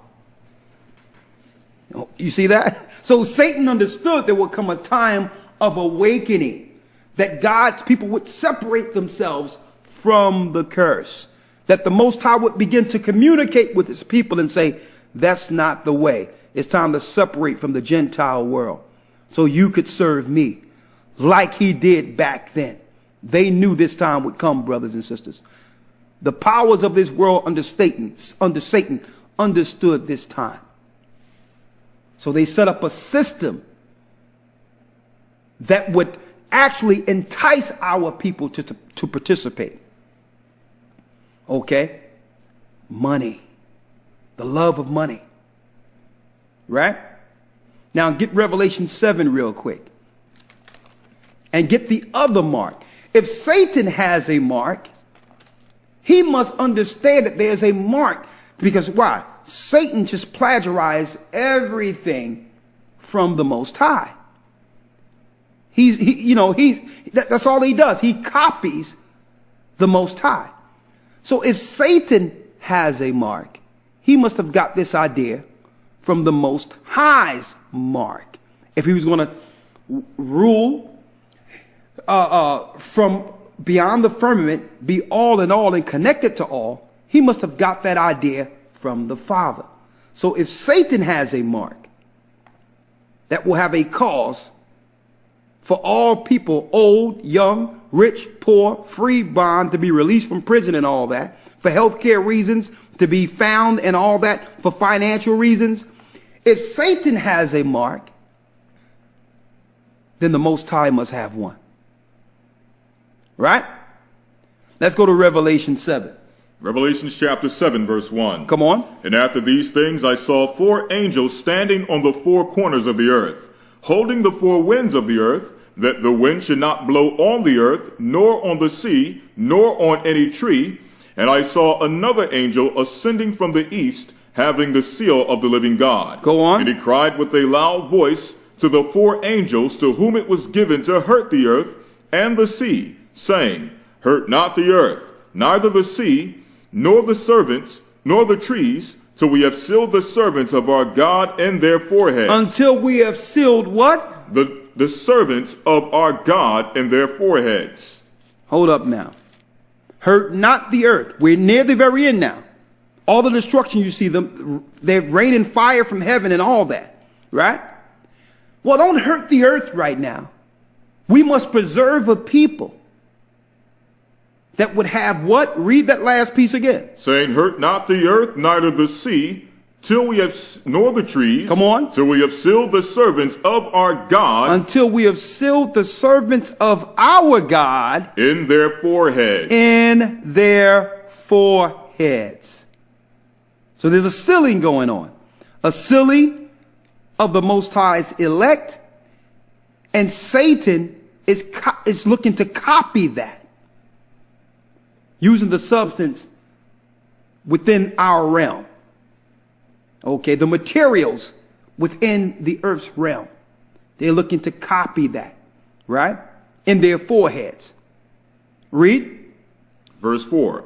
And I heard the number of them which were sealed. And I heard the number in which those were sealed. Read. And there were sealed 144,000 of all the tribes of the children of Israel. And there were sealed 144,000 of all the children of Israel. Now let's get that mark that the children of Israel would have. Satan has his mark, the mark of the beast. They're looking to inject either in your hands or in your foreheads. Okay. Let's see the mark of the Most High. Revelation chapter 14, verse 1. And I looked, and lo, a lamb stood on the Mount Zion, and with him 144,000, having his father's name written in their forehead. Hold up now. Hold up now. Read it again. And I looked, and lo, a lamb stood on the Mount Zion. A lamb stood upon Mount Zion. That's Christ. And with them 144,000. 144,000. The same 144,000. The Most High said in Revelations 7 to the 4 angels, hurt not the earth. The trees don't destroy anything. Utter desolation will not come on my people until I seal a certain number. And there was sealed 12,000 from each tribe of all the children of Israel when you read Revelation 7. Right? What's sealed in them? What's that mark that separates them from Satan's mark? From Satan's technology? Read. Having his father's name written in their forehead. Having their father's name, the Most High's name, Ahiah, written in their foreheads. So their communication and understanding is coming from the God of gods. The doctrine, the understanding is coming from the same God who led us out of Egypt. While the others have the mark of the beast in their foreheads that will eventually lead them into taking the physical technology, in which the thoughts and all that will come from the beast. The ideas, the understanding, everything that those that take this technology, it will all be from Satan. Okay? And guess what? Some of it will be good. A lot of it will be good. I've mentioned this in the academy, and we've talked about the transhumanist agenda, how a lot of the technology they're using now, or a lot of sicknesses they're using now, is to have a miracle antidote with the chip. The miracle antidote for a lot of sicknesses, will be with the chip. Those who have autism, who can't think straight, who need some help with learning and all that, it's going to be in your chip. Okay? Just imagine. I mean, how many of you today, when you want to know something about anything, you Google it? Okay? You'll type it in. It'll give you the insight or the information on how to do this, that, the other. Well, just imagine not having to Google. It's good, right? There you go. They'll upload anything you need to be the perfect man or be the perfect woman according to this world, but with a price. But with a price. Right? But getting back to my point, Satan is copying the mark from the Most High's mark. The Most High's mark is when what? You are connected and controlled, not controlled, but really directed, excuse me. Control is not a right word here. You are directed with the right thoughts through the Holy Spirit. Let me get it real quick. Let's get the mark, which is the Holy Spirit, real quick. Mm-hmm. Yes.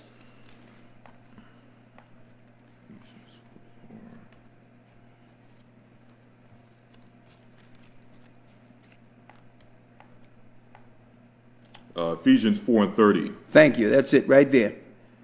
Ephesians 4:30. Come on. And grieve not the Holy Spirit of God. And grieve not the Holy Spirit of the Most High. Whereby ye are sealed. Whereby ye are sealed. Unto the day of redemption. Unto the day of redemption. So when it says grieve not, read it again. And grieve not the Holy Spirit of God. The Holy Spirit of God. Whereby ye are sealed unto the day of redemption. So that sealing with the name of the Most High in our foreheads is what? The receiving and understanding of the Holy Spirit. See? So not like in ancient times when the Most High saved all of Israel, brothers and sisters. This time only those who make the choice towards Christ and baptism and receive the Holy Spirit would they then have the mark that will lead us to the day of redemption. Are you following me here?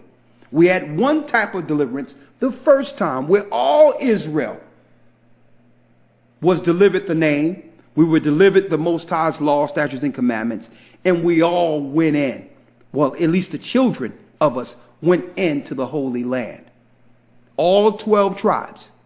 But this time, the spiritual mark will be those who choose Christ and are baptized and receive the gift of the Holy Spirit.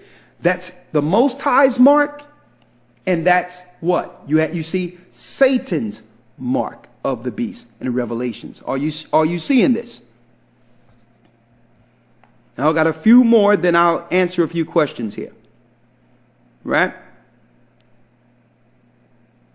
Read Revelations real quick, Elder Lawyer. Revelations 14 and 8.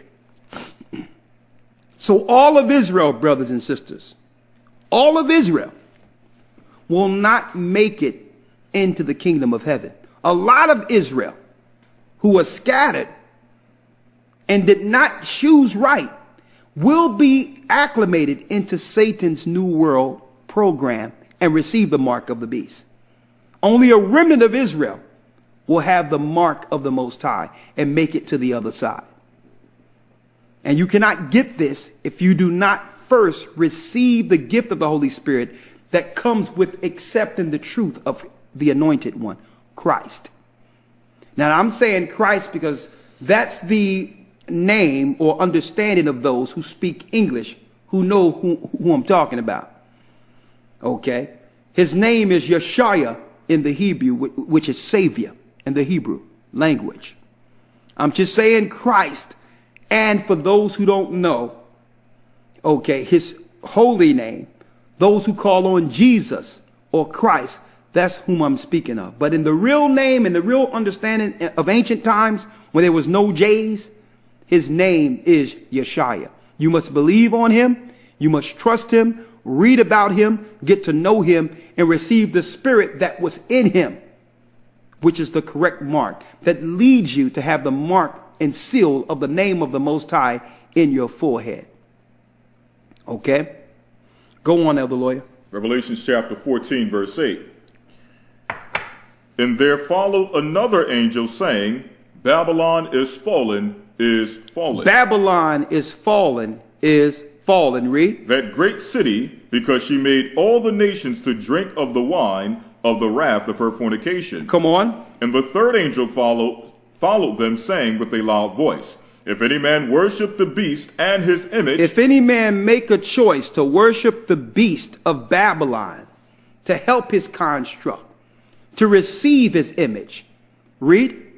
And receiveth his mark in his forehead or in his hand. Come on. The same shall drink of the wine of the wrath of God, which is poured out without mixture into the cup of his indignation. And he shall be tormented with fire and brimstone in the presence of the holy angels and in the presence of the Lamb. Go on. And the smoke of their torment ascendeth up forever and ever. And they shall have no rest day nor night, who worship the beast and his image, and whosoever receiveth the mark of his name. So if you worship the beast and his image, or if you take this image, the prophecies is damning. Okay, your future is damning. That means the Most High will use you and show you as a public spectacle before the angels and those that served him. And you will die a serious death and be thrown in the fire with the same beast you worshiped, according to the book of Revelations. So this is a choice beyond this life. If you choose this system, that choice is a choice beyond our present life.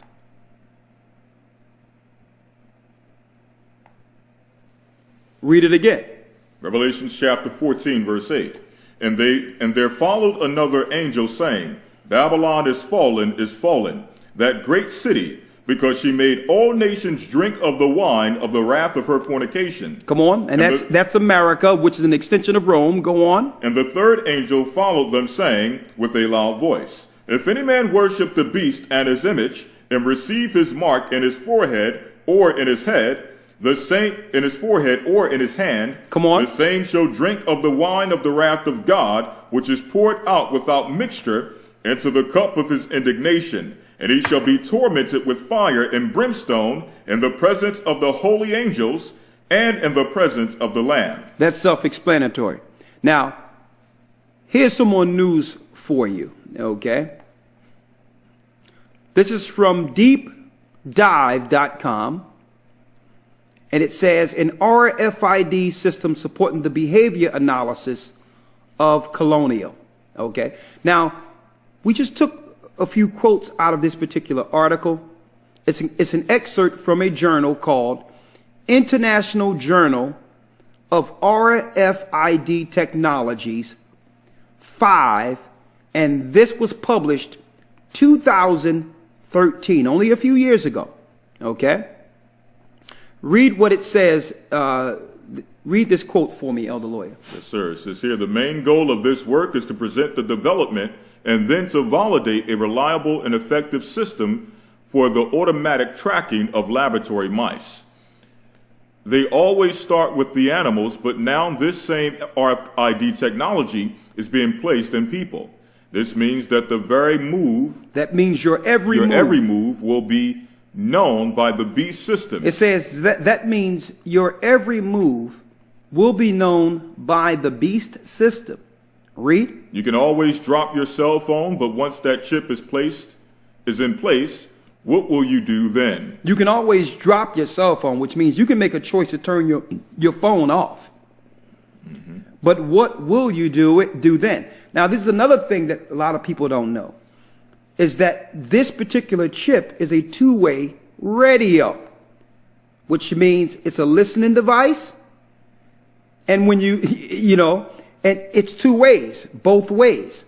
So if it's shot in you, there's no need for them to bug your home or anything like that anymore. Okay? If your animals have it, or if one of you have it, or someone chooses to have it, your home is continually bugged with a two-way radio. So that means Satan is in every house and can hear everything within that particular house, right? And your bloodstream keeps it charged. So there's no such thing as you turning this off, right? Finish reading it, Elder Lawyer. It says here, a so-called medical expert named Dr. Oz promoted the chip on his TV show. So Dr. Oz, which is a Zionist tool, a Satanist, he promoted this particular device on his TV show. Read. Which millions all over the world watch on a weekly basis. Another, matter of fact, we have to put some of these up on the page. We're going to have a page on gatheringofchrist.org, Rise of the Beast News. So we can just put up articles showing the prophecies fulfilled, what the progressive Satanists are moving into at this point. Naturalnews.com, RFID chips, remote kill, right? New World Order implantable RFID chips, capable of remotely killing non-compliant slaves. Okay? Now, of course, your pastor or preacher or your Seventh-day Adventist church will tell you that this particular device is not the mark of the beast. Okay? They're going to say, well, it works in dogs and all that. It's fine. Well, guess what? Dogs don't spend money. Okay? Dogs is not who they're looking to control. That's just a way of getting you acclimated into believing it's okay. And there's facets of this particular chip they haven't turned on yet in your dog so that you can believe it's okay. All right? Read what it says here, Elder Lawyer, concerning this chip from Natural News. Okay, can you see that? It may need to be enlarged. Okay, one moment. Let me enlarge it for you. You can see it better now, right? Much better. Perfect. All right, one moment. From Natural News. Okay, go ahead, Elder Lawyer. It says, positioned as the solution to eliminating identity theft, lost wallets and purses, and a host of other information breaches, the all-inclusive implantable RFID tracking chip is gaining momentum for widespread implementation. It ain't gaining no momentum over here, but go on. Recent news reports indicate that an RFID tracking chip capable of killing humans that presumably do not comply with rogue government demands has already been invented. It's already been invented. That's for those who might choose the technology and then begin to have a change of heart. Okay? So you're being controlled outside of your power by this implant. This implant. It's controlling your nerves and all that. It's making you irate, giving you mental disorders, tripping you out. Birth control, it's a way they can control your emotions and also stop people from having children. It's also a sterilization tool where you can promote that and say, women, you don't have to worry about taking the crazy pills, birth controls that's making you crazy. We have one-stop shopping. You can have it all with your RFID chip. But guess what? Now you find out that this is more evil and wicked and more of a sick technology than the birth control pills you were taking. Mm-hmm. See? And you decide, well, hold up. And you start speaking like, I'm going to get this thing out of me. And guess who's listening? You got it. The same government that shot it in you. Mm-hmm. The NSA and all of them is listening to these chips. They have this big building where everyone is being listened to. Oh, this thing is about to be out of me. Next thing you know, you kill over, they'll claim you died of a heart attack. Okay? The same way most people are dying today by their pharmaceuticals, and they claim it's, well, we don't know what happened, probably a heart attack or whatever. Same old thing, but it's in you now, right? Another thing they're going to have. They're going to claim that with the RFID chip, you can check your sugar levels and you can also check your blood pressure yourself. Okay? But come on. There's another one here, right? Yes, sir. This is from the... Now, I'm going through these articles. Why? This is mainstream media. It's not being hid from you anymore. The only thing that's disconnected from these news articles is that these publications are not telling you the Bible prophesied the system we're living in right now, right? HuffingtonPost.com, right? Mind control. How egg devices read brain waves, right? Read that, Elder Lawyer. It says, Lowe is hoping to speed up such medical advances with his new product, a device the size of a U.S. quarter that he plans to release sometime next year. Lowe's Brain 3 will be the first FDA-approved EEG device on the market, which means it can be used for medical as well as recreational purposes. Lowe said his goal is to drive the cost of the product down to less than $100 in order to have a lot of people using it. Ain't that something? Hold up. Read these quotes again. It says here, Lowe's iBrain 3 will be the first FDA-approved EEG device on the market, which means it can be used for medical as well as recreational purposes. Come on. Lowe said his goal is to drive the cost of the product down to less than $100 in order to have a lot of people using it. Go ahead. With all the applications the world has already found for EEG technology. See that? The whole world have been acclimated into accepting EEG technology through your cell phones and through the other technologies. Read. Video games. Video games. Computer games. Come on. Painting, composing, mind-controlling cat ears, even letting people walk again. Even letting people walk again. See that? See, the only thing that's missing out of this article that possibly can't happen by reading this is the violins. Okay? That's the only thing that's missing, brothers, is the violins. Don't you want to walk again? Right? So you're used to, they've already acclimated the whole system into the beast to the point where people are disconnected real time. They don't even know how to have a normal conversation with regular people anymore. They're walking in a trance, looking at a machine in their hands without any care of their life. They're running off roads and accidents and all that right now. Right? They're going to make the technology the next stage in this satanic progression. They're going to make a new technology under $100 so everyone can be involved, right? Finish reading, Elder Lawyer. It says a tiny EEG for under $100 may be just what it takes to make mind reading go mainstream. To make mind reading go mainstream, which means what? With these chips, they're going to give you the technology or the app to listen to thoughts. Okay?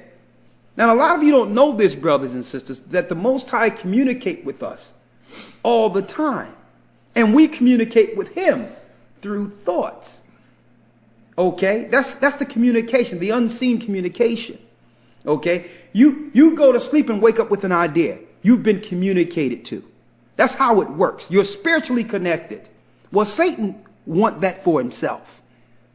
Okay? He wants your thoughts. He wants your understanding. He wants to give you what's needed to operate within his world. He wants your soul. Okay? That's how it works. And he can only do it through the technology that was relegated to this realm, within this realm. You can only use these materials to try to mimic what he witnessed in the heavenly realm when he was once amongst our God, our anointed Messiah in power. Okay? Now, there's a few other things I wanted to go into here. One moment.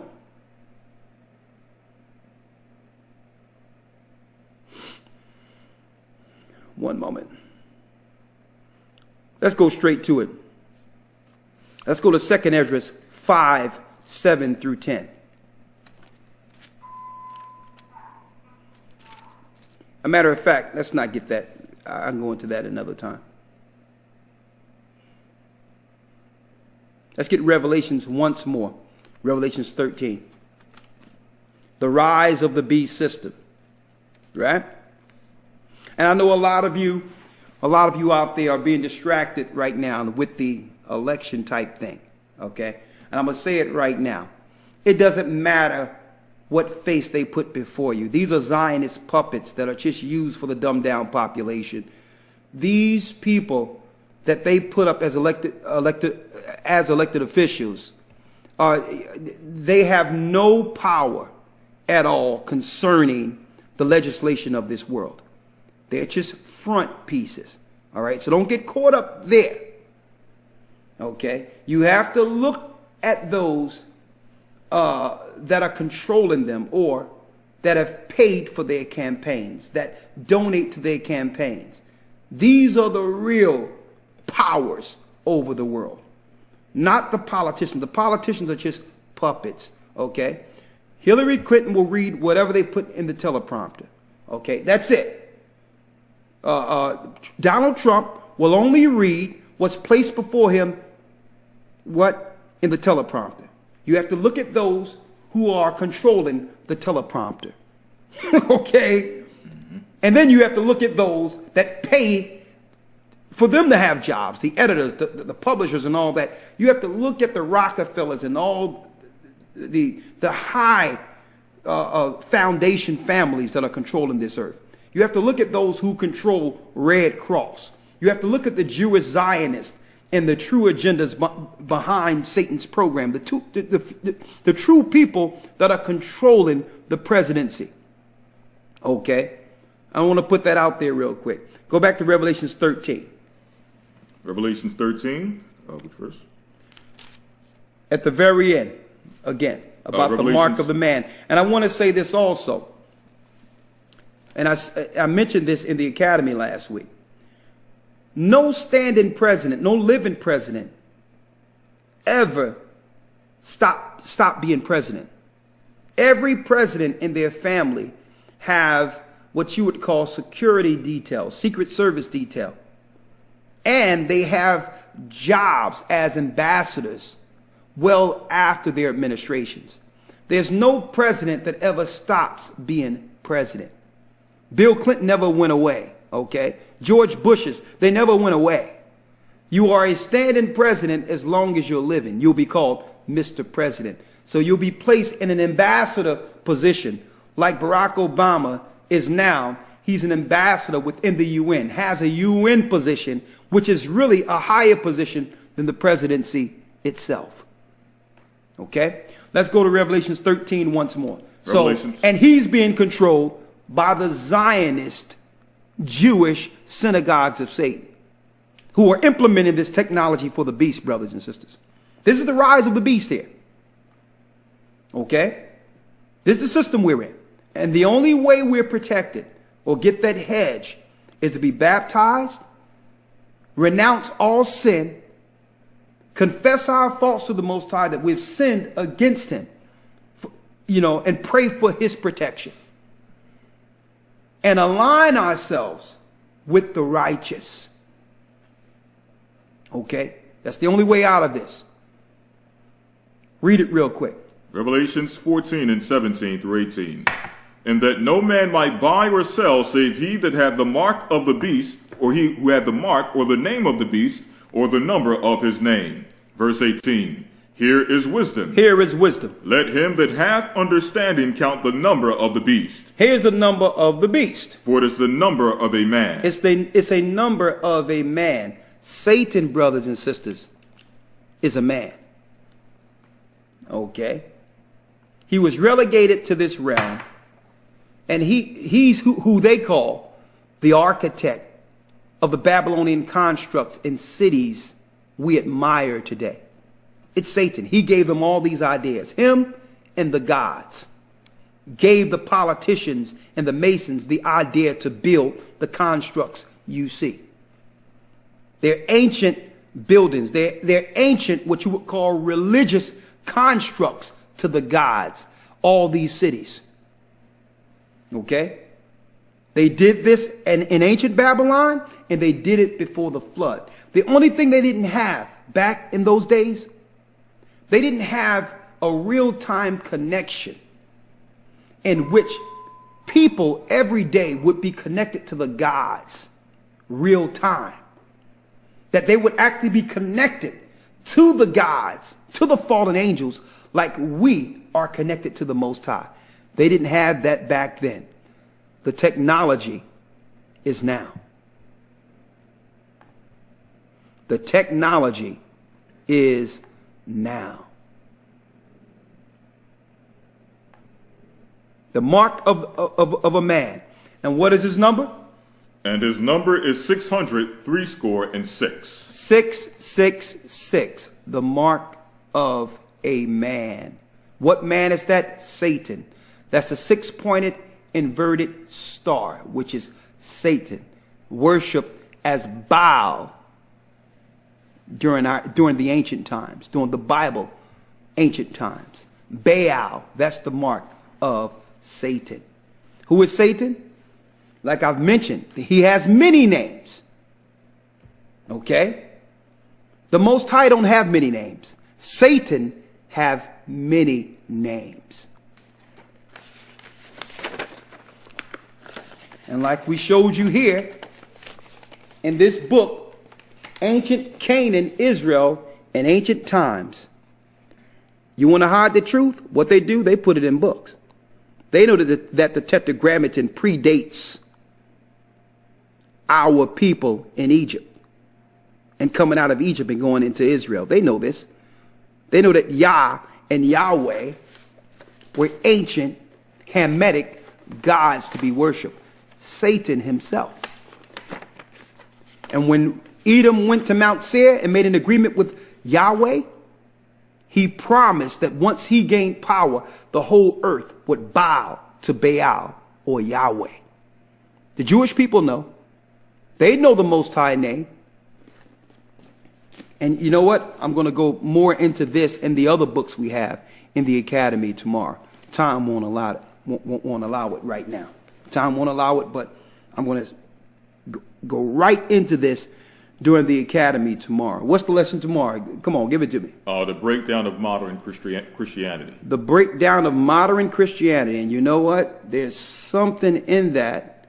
We're going to bring out something concerning the birth of Christ that was never brought out before. Some new information has come to light on that that we're going to bring out tomorrow that totally gives the true understanding and back everything we were teaching concerning Christ's birth. We're going to go into that tomorrow.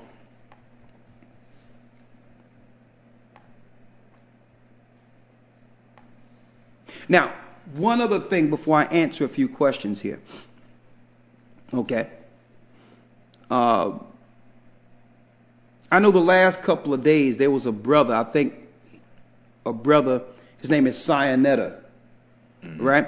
He's with what they call the conscience movement or whatever the case is. I guess he was one of the brothers who came on our radio show one time with, I think, a brother named Shaka Amos, and what's the other brother? Polite. Mm-hmm. And they have this continual, I would say, battle of quote-unquote against what they would call Hebrew Israelites, right?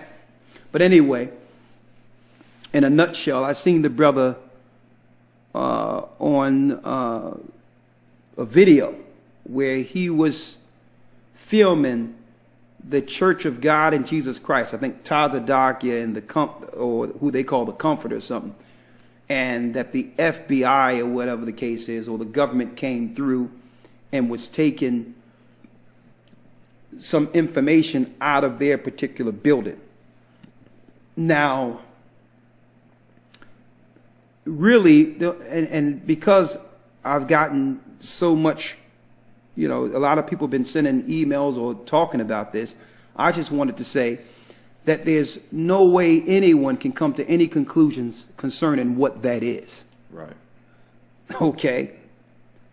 No one knows what it is or what it's about, and it's wrong insinuating, and it's wrong bearing false witness about something that no one knows about. Right. Now, everyone knows that we don't agree with the doctrine that's there, but that's not an opportunity to actually denigrate or go against people when they're being attacked. Right. Okay? So I think it's evil or wrong when people use someone's downfall or what they perceive as a downfall as an opportunity to claim, well, they're not this or they're not that, or make a conclusion based on your biases against something. Mm-hmm. That's bearing false witness. Okay? Now, I'm not saying that anything about what I feel it is. The bottom line is this. Okay? Even when people do good and things happen to them, you'll have somebody look at it and say, well, that's why it happened, and point to them and try to say, well, they should have did things this way or that way. Right. That's not the point. And I'm sure when people even grabbed Christ and started going against Christ, mm-hmm. that there was many people who cheered Christ's death, saying that, well, look, that the Most High did this to him. Look, that's what he get for trying to bring something different than what Moses was teaching, and trying to and use that as an excuse to promote their biases as if they have the truth. I don't believe anyone should celebrate an imposition or destruction against their own people, regardless of what you feel. Right. It's wrong. Now, I'm not going to go somewhere and try to defend anything, because I don't know what it is. I haven't heard or seen or talked about or to any of these people in probably well over a decade or a decade and a half. But all in all, I know brothers out there is going to use that as an opportunity to try to attack and demean their own people, not realizing that this is what the government powers would love to see. They would love to see people like crabs in the bucket attacking their own people. I can understand how Sionetta and them doing that, because they don't even believe in the Bible. And every opportunity they get, because they are against the God of the Bible, they're going to try to paint it with a broad brush and say, this is all Hebrews, this is all Israelites and all that stuff. I can understand them doing that, being first on the scene to try to make something up and come with all types of insinuations about what he think it is. And listen, he's against the truth of who we are. But I'm not going to be one that's going to stand and say, well, this is what this person gets and this is what that person gets. Because let me tell you, what they're doing is not just going to be against that particular situation. Exactly. Okay? You never know. We understand the powers that be are against anyone mm-hmm. that's teaching truth. Okay? Now, do I agree with, of course, that guy is not the comforter. Are you kidding me? That's not, I said it, man, I feel ridiculous even denying it. Right. It's so ridiculous. But all in all, you understand? I just deal with the doctrinal part of it. And really, when someone go that far off the deep end. You don't even have to, bring out scriptures and all that and go against it. Common sense will tell you that the comfort is the Holy Spirit, and that anyone that follow that is, it's whatever. But now I'm not going to use that as a pretext to say, well, you know what the government did was right. I don't know what's going on with that. But I know that whatever they're doing, they're going to try to do something to everyone. Okay, the only thing we can do at this time is get baptized, receive the gift of the Holy Spirit, and get that mark placed in our forehead and do what's right. Because Rome is not going to discriminate according to what sect of Israelites you're under. Rome is going to destroy our people, whether they know they're Israel or not. They're going to come, they're coming full board. Okay? So that's my only opinion on that. Okay? I don't know what happened there, and I'm not going to insinuate of what happened, about what happened there. We can just do the work and finish what Christ said do, irregardless of that. Our job is not even to focus on that. We got work to do. Time is running out. If I can add also, Yeah, maybe this should be a proclamation from us to the other elders and deacons and teachers of the church, not to speak ill towards that situation and try to use it as an example of what they were doing wrong or what they may have taught, and this is the Most High coming against them, so on and so forth. If anything, it should be an example of what the powers that be do and what they use when they try to come against you. Yeah. That should be the only example that's given, not to demean that organization in particular. Exactly. So what we tell our brothers and sisters, elders, deacons, and all that, don't even focus on that. Don't even speak about things you don't know. Okay? It's tale-bearing. It's wrong. It's wrong, straight out. So here it is. I have prior history a few decades ago with operating with a lot of those brothers. Believe it or not, before YouTube, if y'all seen that video, if you've seen the video Israelites Before YouTube, it wasn't all these groups out here you see today. YouTube has afforded everyone and their mother with a camera to become a group. Okay, that's what happened. Okay, but all in all, back then, there was only one really group that was actually promoting some level of truth, visual, before the world. Okay. And that was before it wasn't Israelite Church of Jesus Christ, what it is now. These are all fragments, what you see today. But what I'm saying is, even those that have prior history with them, especially with our church, if we don't come against it and try to make an opinion against it, or try to point to someone as wrong and all that, we definitely don't expect those that are in our church to start pointing fingers and coming against something they know not. Now, I don't have no control of what other people would do. Okay, we don't have no control over that, but we'll see where it goes. But all in all, we're not going to make draw conclusions and condemn people and condemn our brothers, regardless of their doctrine. Okay. Real quick, how many minutes is this? It's just 2 more minutes. 1 moment. Another thing is, I wanted to let everyone know that we're going to do a Passover. The location is to be determined, and that Passover will be on the East Coast, where we are really promoting all those in every location to all come together for the Passover. Okay? A lot of things is happening in the earth today. It would be good for all the elders and deacons and the whole congregation to make it to one location and pray and operate together for that time of the Passover.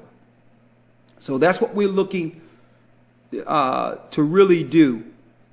If the Most High, have grace on us, okay, and allow us another Passover. It's right now we don't have the location, but we want to plan it out to a point where the whole United States can participate for one of our last Passovers, if it be the Most High's will, in Babylon. And that every area come together and we help